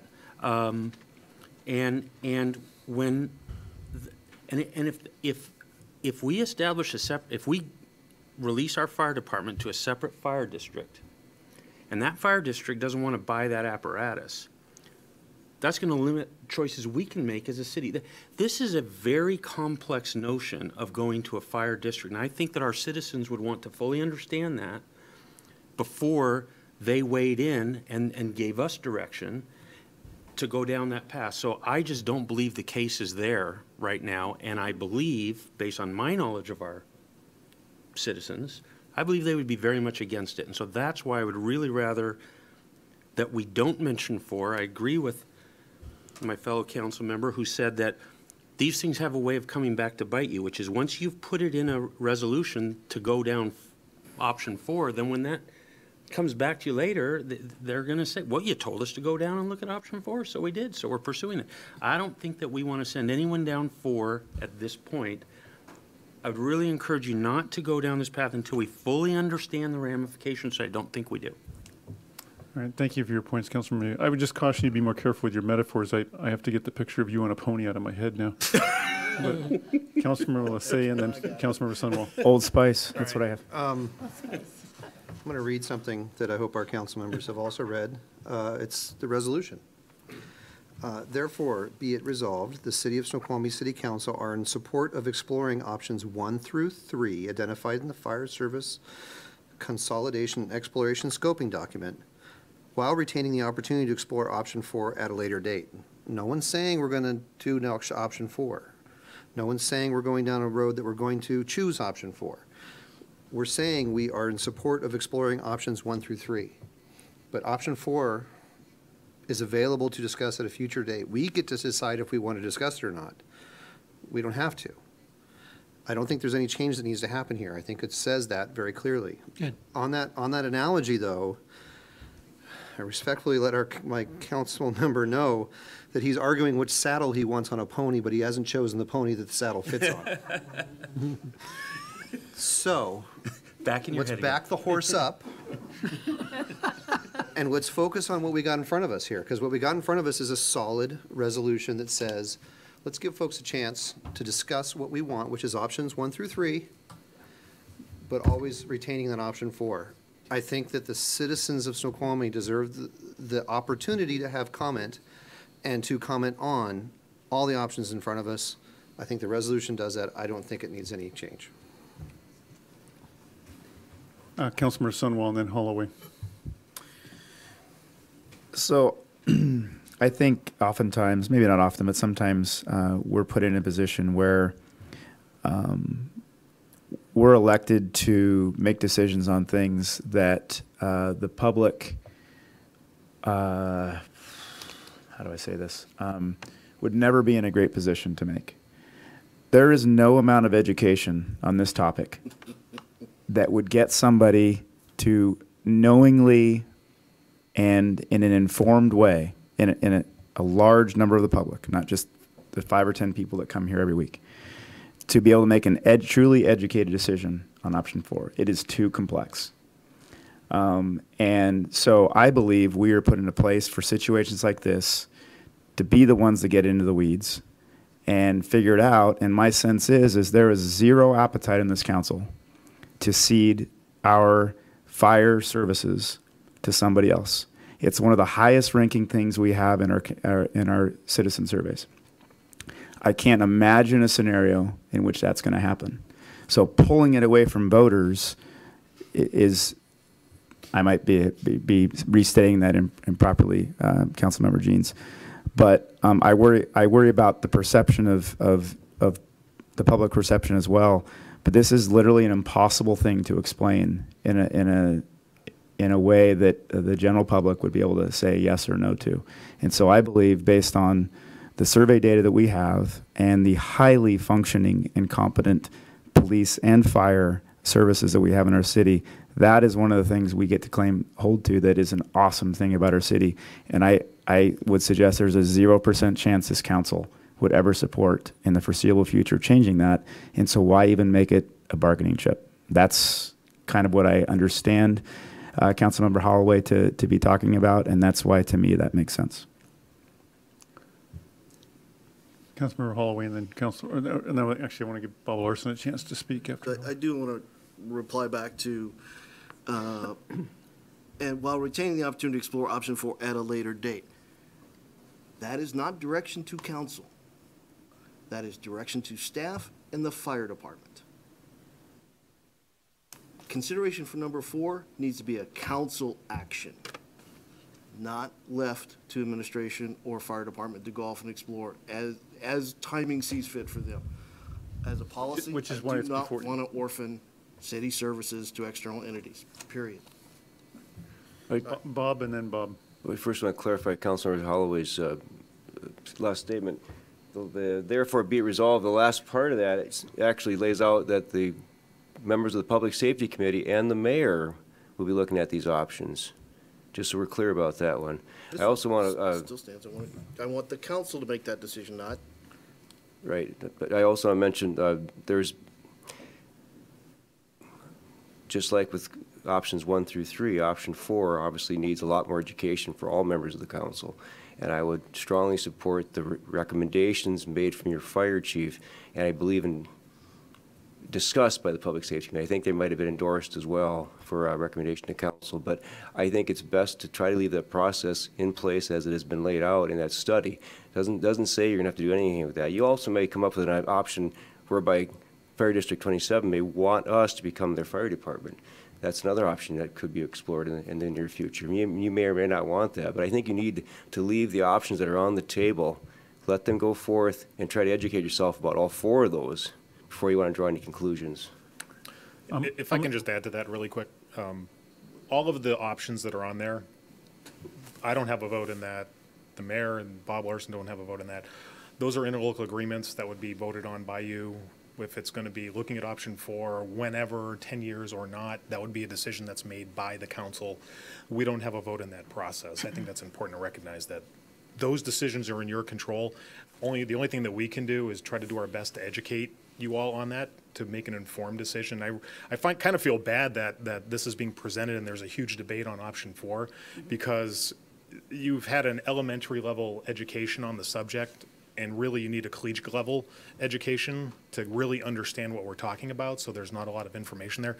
And this was never intended to have you try to make a decision today on whether or not you want to be part of an RFA in 5 years or 10 years or never. So again, I would just encourage you to leave option 4 on there as an option to learn more about it at a later date. Councilmember Jeans, Councilmember Ross. I've wanted to make this statement from the beginning, and I thought maybe someone else would do it. We are not solving a problem. This document did not come to us as a result of, as far as I know, any internal discussions that says we got a problem with the fire department. It doesn't come to us with something from the public that says we are dissatisfied with the services of the fire department. We are walking into this eyes wide open, and we're trying to talk to an entity that is in many ways much like the city of Snoqualmie's fire department. Same number of people, same number of apparatus, and other things, and you could point out things that distinguish them from us, but essentially a culture that is similar to our culture.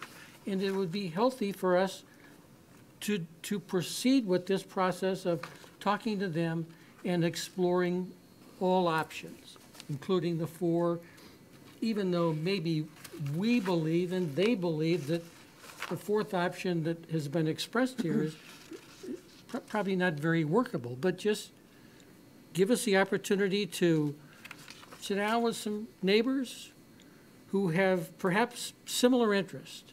And in the end of the day, we may decide we're fine the way we are. That's all. Councilmember Ross. I'm going to ditto what Councilmember Jeans just stated. I think in the resolution, maybe we're limiting ourselves too much by putting in there 1 through 4. And maybe it just should be that we're exploring the options identified in the scoping document, and that's it. Because there could be so many more options, or, as he stated, we may just choose to do nothing, and then we'll continue with our fire department the way we are. Councilmember Shepherd, then Mayhew. So I'm in favor of continuing to explore, but I don't know that we need a resolution to do that. I think we can do what you've already been doing. I think there's a lot more information I'd like to see before I ever got excited about us merging. I don't know what the urgency is as far as if we're competing with East Side Fire, but that's something that you're more familiar with. I took the time to look at what other fire districts do as far as going through this process, and they have open houses, so that would be a nice thing. And as far as what the public may know or not know, I think that I was surprised when I brought up this subject with some of my friends, and they actually had concern about an experience when they were in North Bend and they had to call for a paramedic or something like that, and the time it took for a response was really, really long. And those are the kinds of things I would not know, not having experienced that. So another bit that I learned was talking to Fuzzy about you know, what they went through to try to get us a fire department to begin with. You guys went through, you know, walking over glass to get a fire department in the city. And the last thing they want to see is us lose it. And so the idea of East Side Fire and Rescue being headquartered in Issaquah, if two incidents happened at the same time, and it required one particular piece of equipment, and they had to decide which way it would go, he said probably it would go to Issaquah before it would ever come to Snoqualmie.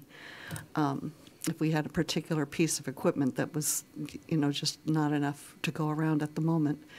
So those are things I wouldn't have thought of, and reaching out to people who know the history of this and listening to Brian Holloway talk about comparing it to the police department experience, I think that's valuable. And some of the things we've struggled with there.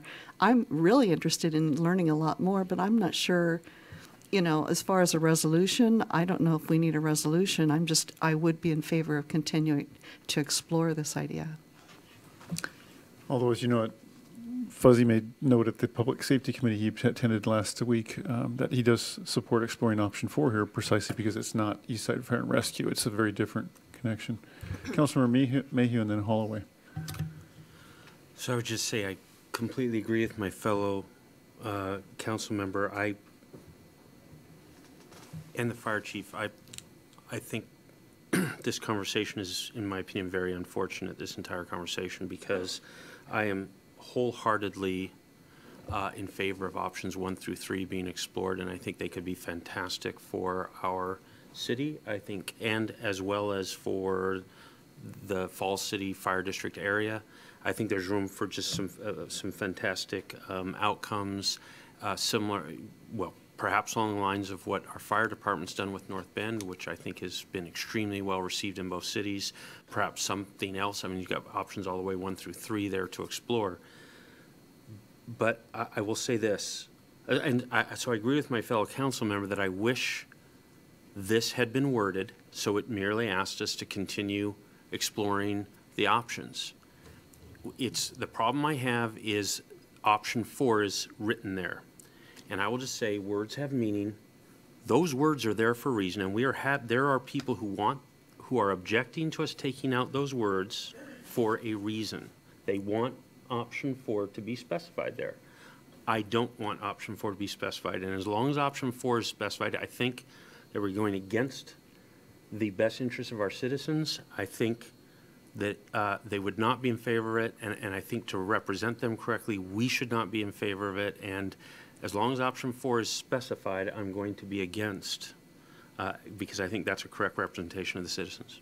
So let me, Councilman Holloway, I know you had your hand up, but I want to pose a question to some of those who are opposing this and pick up on a comment Councilmember Shepherd made. And I guess part of that question was, does this need a resolution, or why isn't this what the staff and the mayor do anyway? There's a bit of a chicken and egg scenario here where, we just felt the conversation got to a point where we don't want it going down the road and having council members hear about this stuff through the rumor mill going, what are you doing and why are you even looking at this and why weren't we briefed on it? It's just a courtesy to check in with council and just sort of get an affirmation that this is worth exploring. And the chicken and egg dilemma too is option 4 might be entirely off the table. I'm sure in your experience, Jim, that when you went into turnaround companies or just in situations where people just started with an adamant no, and then once you did the analysis and presented a numbers and said, we can have a 15% savings, it suddenly changes the mood in the room when there's a significant benefit that you spoke about earlier. I guess I'm comfortable with leaving the 4 on there because the check valve at the end of the day is that is the one option that the voters and the public. So if you're skeptical to convince, I 100% concur with you, Councilmember Mayhew, that it's going to be all that more difficult because this fire department is beloved by this community to convince them to go that route. There would have to be some pretty compelling metrics. So that's why I guess I don't have a lot of fear that it's going to stumble that way inadvertently, or that the council, even if the council enthusiastically wanted it to go that way, if you couldn't convince the public, it's not going anywhere. So, but with that said, maybe the way to thread this needle is to say, do a resolution which options 1 through 3 with a nod that no one's going to be bothered if we want to still go to collect metrics on what 4 might look like. And if we come back with some pretty compelling data that says this could result in a 10% savings, reducing by $250,000 a year the operations of the department, it'd be a big benefit, then certainly bring it back to the council in the future for a consideration. But we just don't want to put our imprimatur or seal of approval on it in a formal way in a resolution.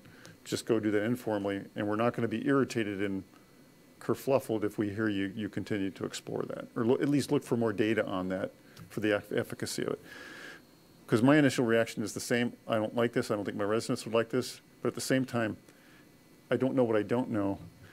And I would kind of like to look behind that door to see, is there a benefit I'm being ignoring here just because of my own biases and how I've looked at this thing, or, make sure that's my sentiments and whatnot are not informing my position versus, a lot of good facts, data, and analysis. Does that make sense? Is there any council members that would be bothered by the idea of us exploring that and then continuing to explore at least option 4 in an informal manner? Yes, it's not a financial issue. I'm sorry? This is not a financial issue. So even with a 10 to 35% savings, that wouldn't interest you? No, because I can manage the fire service to the city. If I go to this larger district, you're going to get into conflict between geography and citizen density. Geography-wise, you're going to spread your apparatuses out, your equipment out. Right now, I have City of Snoqualmie and I service City of Snoqualmie. I decide what apparatuses are there. Okay? Again, the issue I have is orphaning city services to external entities, period. It's not financial. Even if council members were a majority representation on that body? Even if council members, yeah. Okay. So, can I do my hand now? Well, I thought you were doing it. No, you asked me a question, I answered it. I'd like to do my hand. Motion, I call the question on the motion to amend. Okay.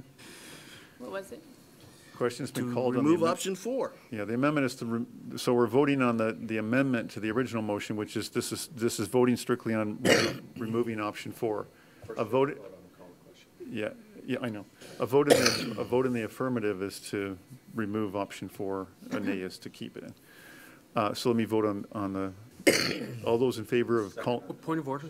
Point of order. All in favor of calling the question, Jim? Need a second on calling the question. Second. Thank you. Point of order.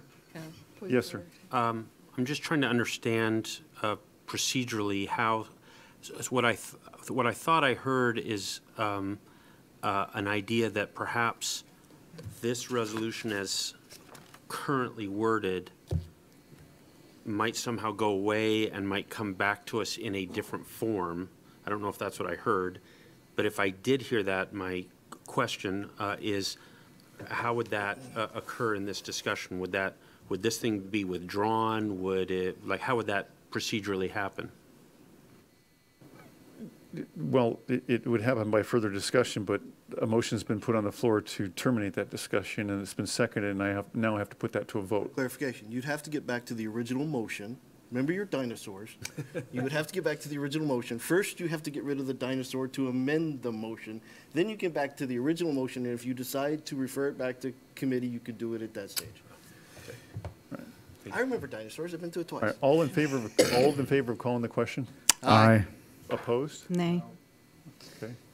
The ayes have it. Who voted no? Who voted no? Matt. Okay, so and again, we've had further discussion after the last council meeting, after a question has been called, whether it should go to public comment. And the point is, the question has been called, there's no further discussion, so the public comment isn't really the way in, that's further discussion, so the question has been called. All those in favor? I'm sorry, what are we All voting on? those in favor of removing option 4? This is in favor of the amendment. Isn't there no, Are you asking? Can we do show of hands? Okay, let me back up. We were debating an amendment, which is the amendment was to remove option 4.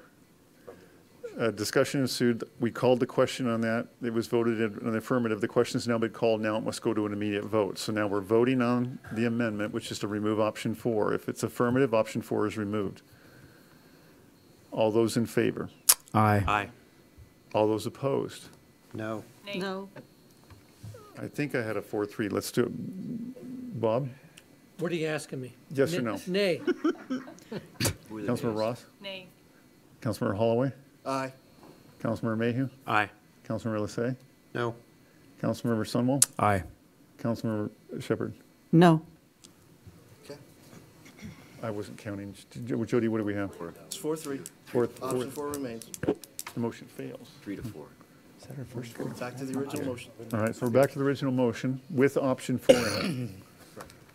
All right. Any further discussion on the original motion?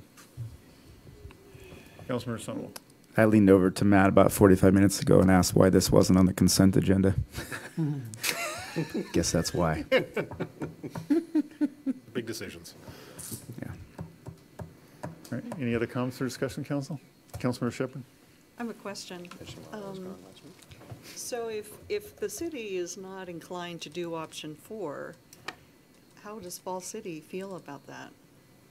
Well, that would be something we can certainly find out when we meet with them and have that conversation with them. I think from the conversations that I've had with them, they understand that right now option 4 is not really something that would be sustainable. That the time and effort that it takes to go into that, that's not something you do overnight.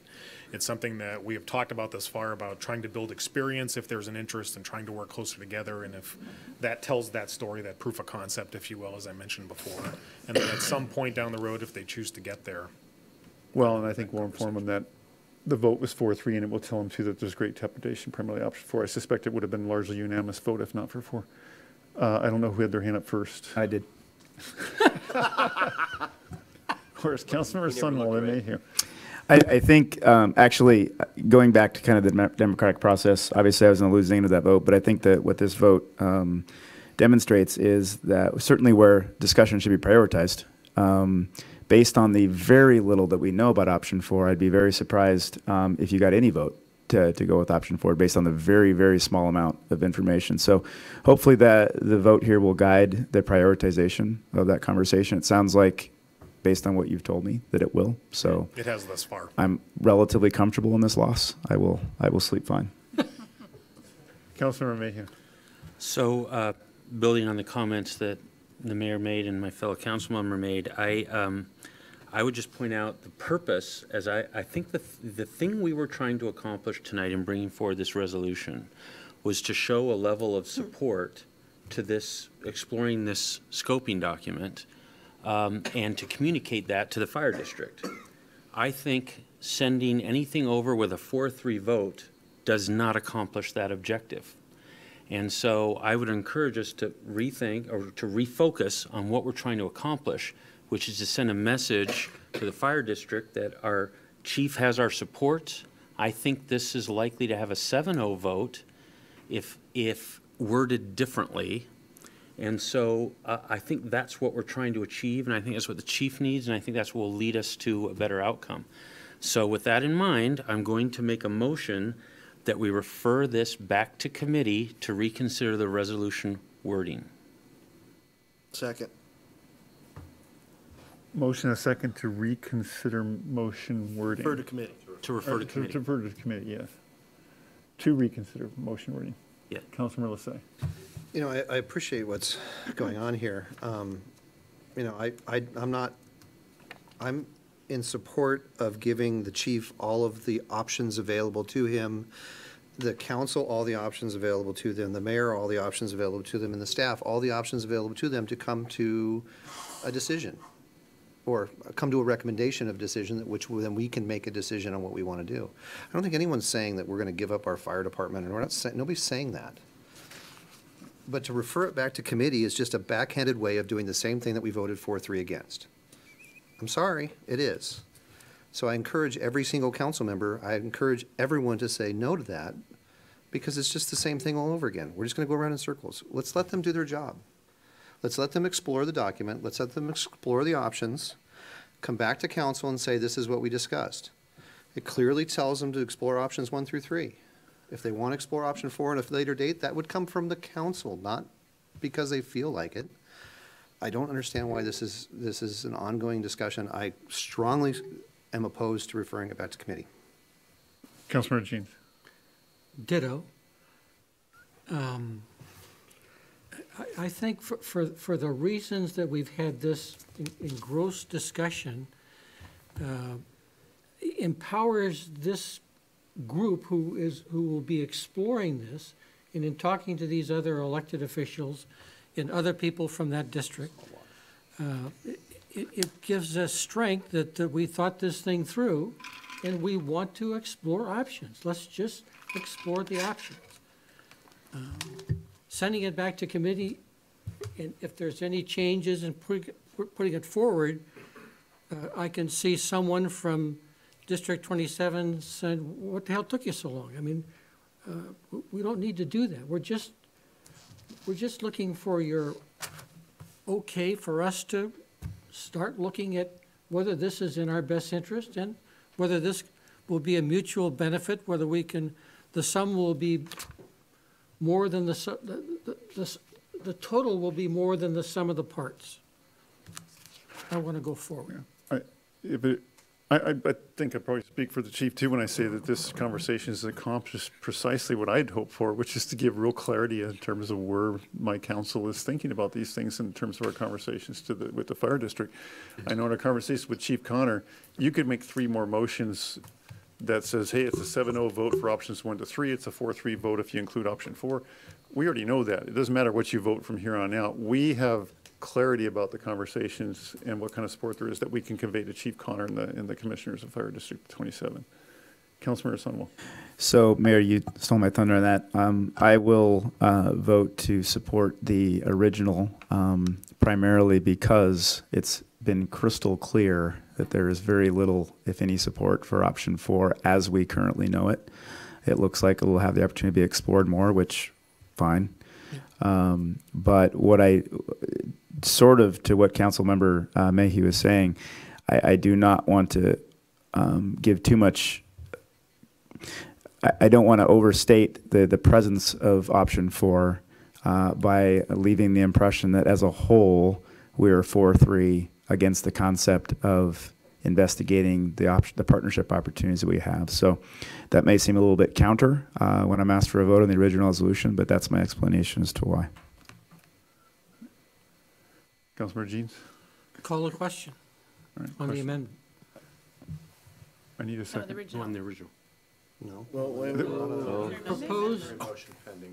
On the motion to refer. Yes. I need a second. Second. I have a motion and a second to call the question. All those in favor? Aye. Aye. Aye. Opposed? Nay. Nay. Okay, it's a 5-2 vote. Wait a minute.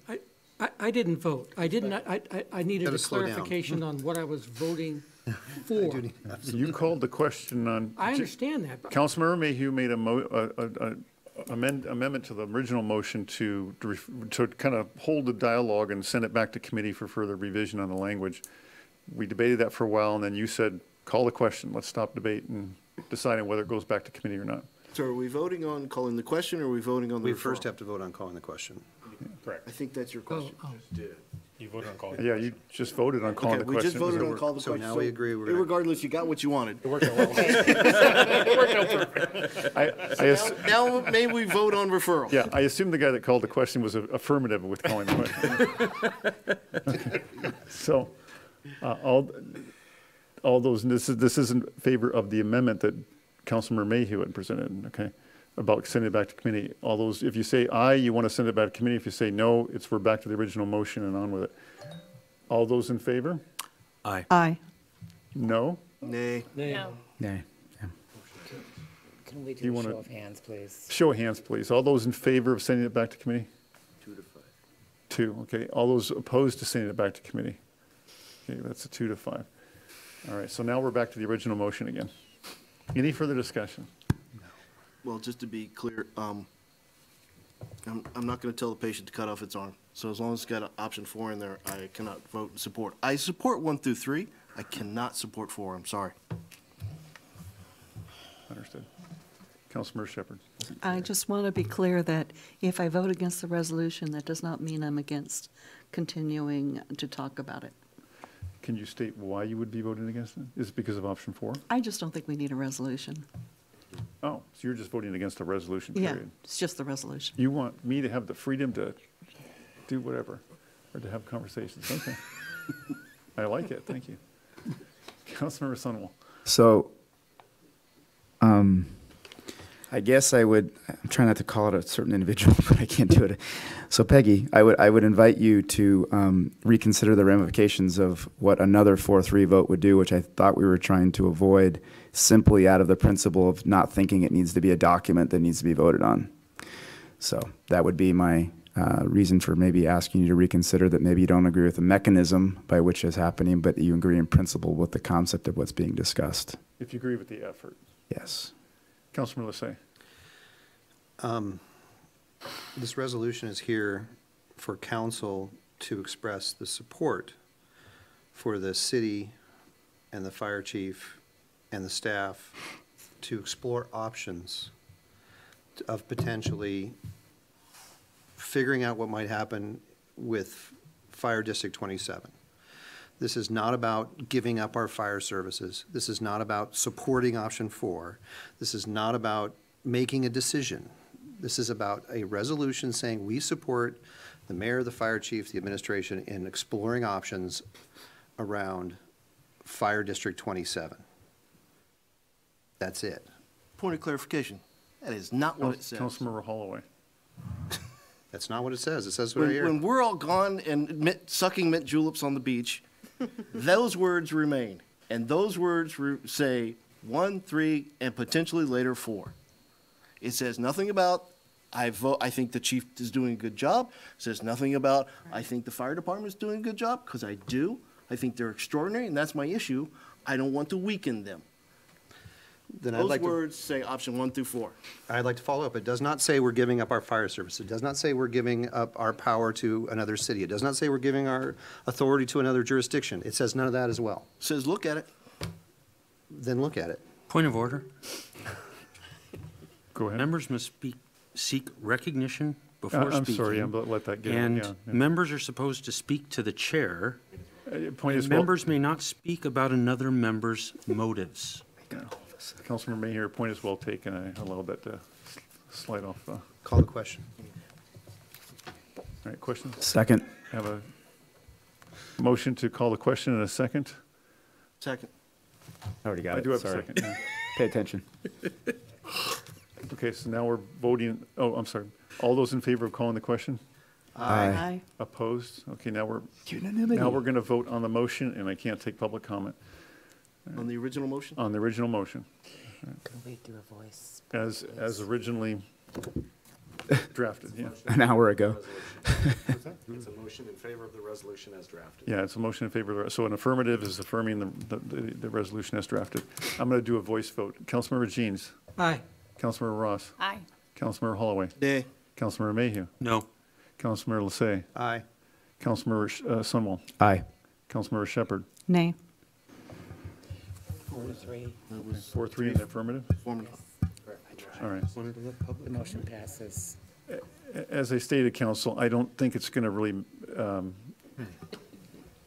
mean, to Councilmember Shepherd's point, frankly, we did, maybe the resolution wasn't necessary. This was out of courtesy and respect to the council that we made sure that you guys were sure that we were thoroughly listening to your concerns prior to taking that conversation forward. So whether this was voted on in a resolution form or not, Councilmember Shepherd, I think you've already articulated that you're in favor of moving forward and exploring these options. You didn't feel a resolution, so I know that's more of a 5-3 vote at best. In fact, it's more than that. It's those 3 options. We've got the clear direction to convey to District 30. Point of order.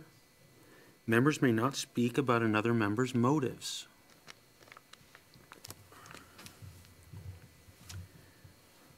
Probably just move on. Okay, great. Point well taken, and we'll move on. All right. All right, thank you, Chief. Thank you. All right, with that,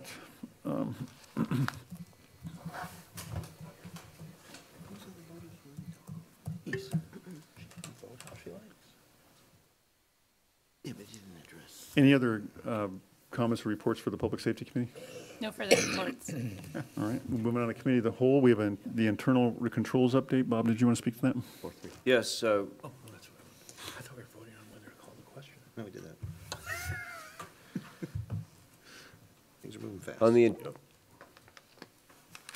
On the internal controls report, we're nearing completion of the phase 1. We'll be getting an update to council, I believe, at the next meeting of the council. But our new finance director, Robert Hamoud, and I will be reviewing the document with the mayor and then sharing it with council in the very near future. I mentioned last time it would be done by the end of the month. I still expect that to happen end of May to get this report ready. All right, any other items for Committee of the Whole? All right, are there any citizens who wish to comment prior to concluding tonight's meeting? Monica. Because 2 minutes is not enough, I'm going to finish my intro. that I wasn't able to finish. So I'm still unclear as to why the city is leaning toward borrowing more bond debt for our water and sewer capacity than what is actually needed. About half of the $55 to $60 million appears to be needed for refinancing $10 million of old debt and paying for the first of 3 phases of construction. I attended the council meetings in which a financial group that was hired by the city made no assumption that any interest on bond debts will rise in the future. It was, I believe, Matt Larson and city staff's recommendation to borrow more than what was needed. This is not justified, and I believe it's putting taxpayers at risk. In fact, the Dow dropped 291 points today, and many economists are predicting a slowdown in the global economy, which is going to have an impact on ours. So back to my question, why is the city of Snoqualmie urging council members to approve borrowing almost double the bond debt than what is currently needed for phase 1 of this project? We will have to pay on that debt. We're going to have to pay interest. If I were going to do a project in my home and I wanted to get an equity line, I wouldn't take out the maximum amount of the equity line today for something I had planned 2, 3, 4, 5 years down the road. I have to pay interest on that. It makes no sense to put citizens in that position. So I simply want to, I'm running out of time as usual. 2 minutes is still not enough, everybody. Can't get a point across. Anyway, it was asked by council members and citizens what the city will do differently this time to handle the money better. We know that the railroad project ended up in a construction lawsuit that cost the city unnecessary money. What actions will be put into place, because many citizens do not trust the city to handle this much money, and I want to know if it's going in the general fund. Thank you, Monica. Or if it's going to be Monica, thank you. If you could segregated conclude your and comments, set please. aside. Yeah, I'm you. wrapping it up, Matt. Thank you very much. Okay. 2 minutes is not enough. Thank you. All right. I would note for any, would strongly encourage any citizens to watch the council meetings of April 24th and May 8th. That will give them, I think, a rich background and information on those issues, on the bond debt and utility stuff. Anna. Anna Sotelo, 7713 Center Boulevard Southeast. Several months ago, I brought up the CAI study that was proposed actually several times, 3 or 4 different council meetings, and that was for the ridge merchants and how to adjust for the new retail that was coming. It was never concluded, so it was kind of put off, and we never got anything finished out of it. It was a really expensive study, and I'm going to throw a number, and I'm not sure if that's right, but something around the lines of $28,000. And it just kind of bothers me that we didn't finish anything up on that. That, to me, could be a start of a monument sign, and where do we go from here? We've just kind of been in limbo. I understand the new events. I'm very excited for the new events planner, but that has nothing to do with the merchants aspect. If you remember with her contract, she's just events. So we're kind of in limbo and things like that. See, do we get our money back? I hope the city gets our money back, because the study wasn't finished. Thank you. All right, thank you, Anna. Is there anybody else who'd like to comment this time? All right, seeing no one else move forward. Councilmember Mayhew? Mayor, I'm not sure exactly in our structure of, sort of where my comment would fit, but I just want to make the point that while I believe wholeheartedly that citizens are making comments they think are constructive and helpful and are really trying to influence in a way that they believe is positive, I just want to make the point that many of the comments that were made regarding the utilities revenue bond are inaccurate comments by citizens. And I would encourage anyone who's looking at this to go back to the meetings that the mayor referenced to look at the actual facts. All right, thank you. Okay, but this, any announcements, or just conclude with, let me see, we don't have any written reports this time. Is there any other reports or questions from the staff? Joni? The only thing that I want to add is that at the next meeting, June 11th, there will be ethics training from 5 until 7. 5 to 7. 5 till I'll 7. be sending out a notice. Okay. Sorry, which date was that? The next council meeting, June Thank 11th. In fact, if I could just clarify, I add to Jody's note, the next 4 meetings Yeah. will be starting at 5 o'clock. June 11th will be the ethics training, but then the 3 after that will be your goals and objectives sessions with Andrew Ballards, begin at 5 o'clock. We'll get the notices out and make sure everybody's fully aware of that. But please put on your calendar to plan for the next 4 council meetings for 5 o'clock starts. Deborah, any report? Dan? Mark? Robert? Chief? Did you want to say anything else?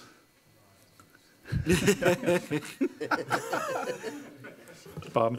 Nothing further, Mayor. Bob? All right. So at this time, there be no further business coming for the council. We're going to go into an executive session. The regular meetings, I'll call for an executive session regarding potential litigation pursuant to RCW 42.30.110, Section 1II. I ask that Bob Larson and Bob Sturbank remain. The executive session should last approximately 20 minutes, and there may be action following. It will be followed by an executive session regarding litigation pursuant to RCW 42.30.110, Section 1I. I ask that Bob Larson and Bob Sturbank remain. The executive session will last approximately 30 minutes, and there may be action following. Otherwise, The second one would ask Dan Marcinko to join also, and if we can flip the order.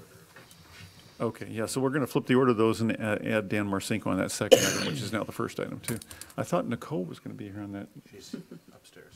Is she coming down? Should we? She'll join us for. And I'll have Nicole as part of that as well. Nicole Sanders. And Mark Hoffman? Mark, are you going to hang around? Yes. All right, everybody else can go enjoy the evening, so. Thank you.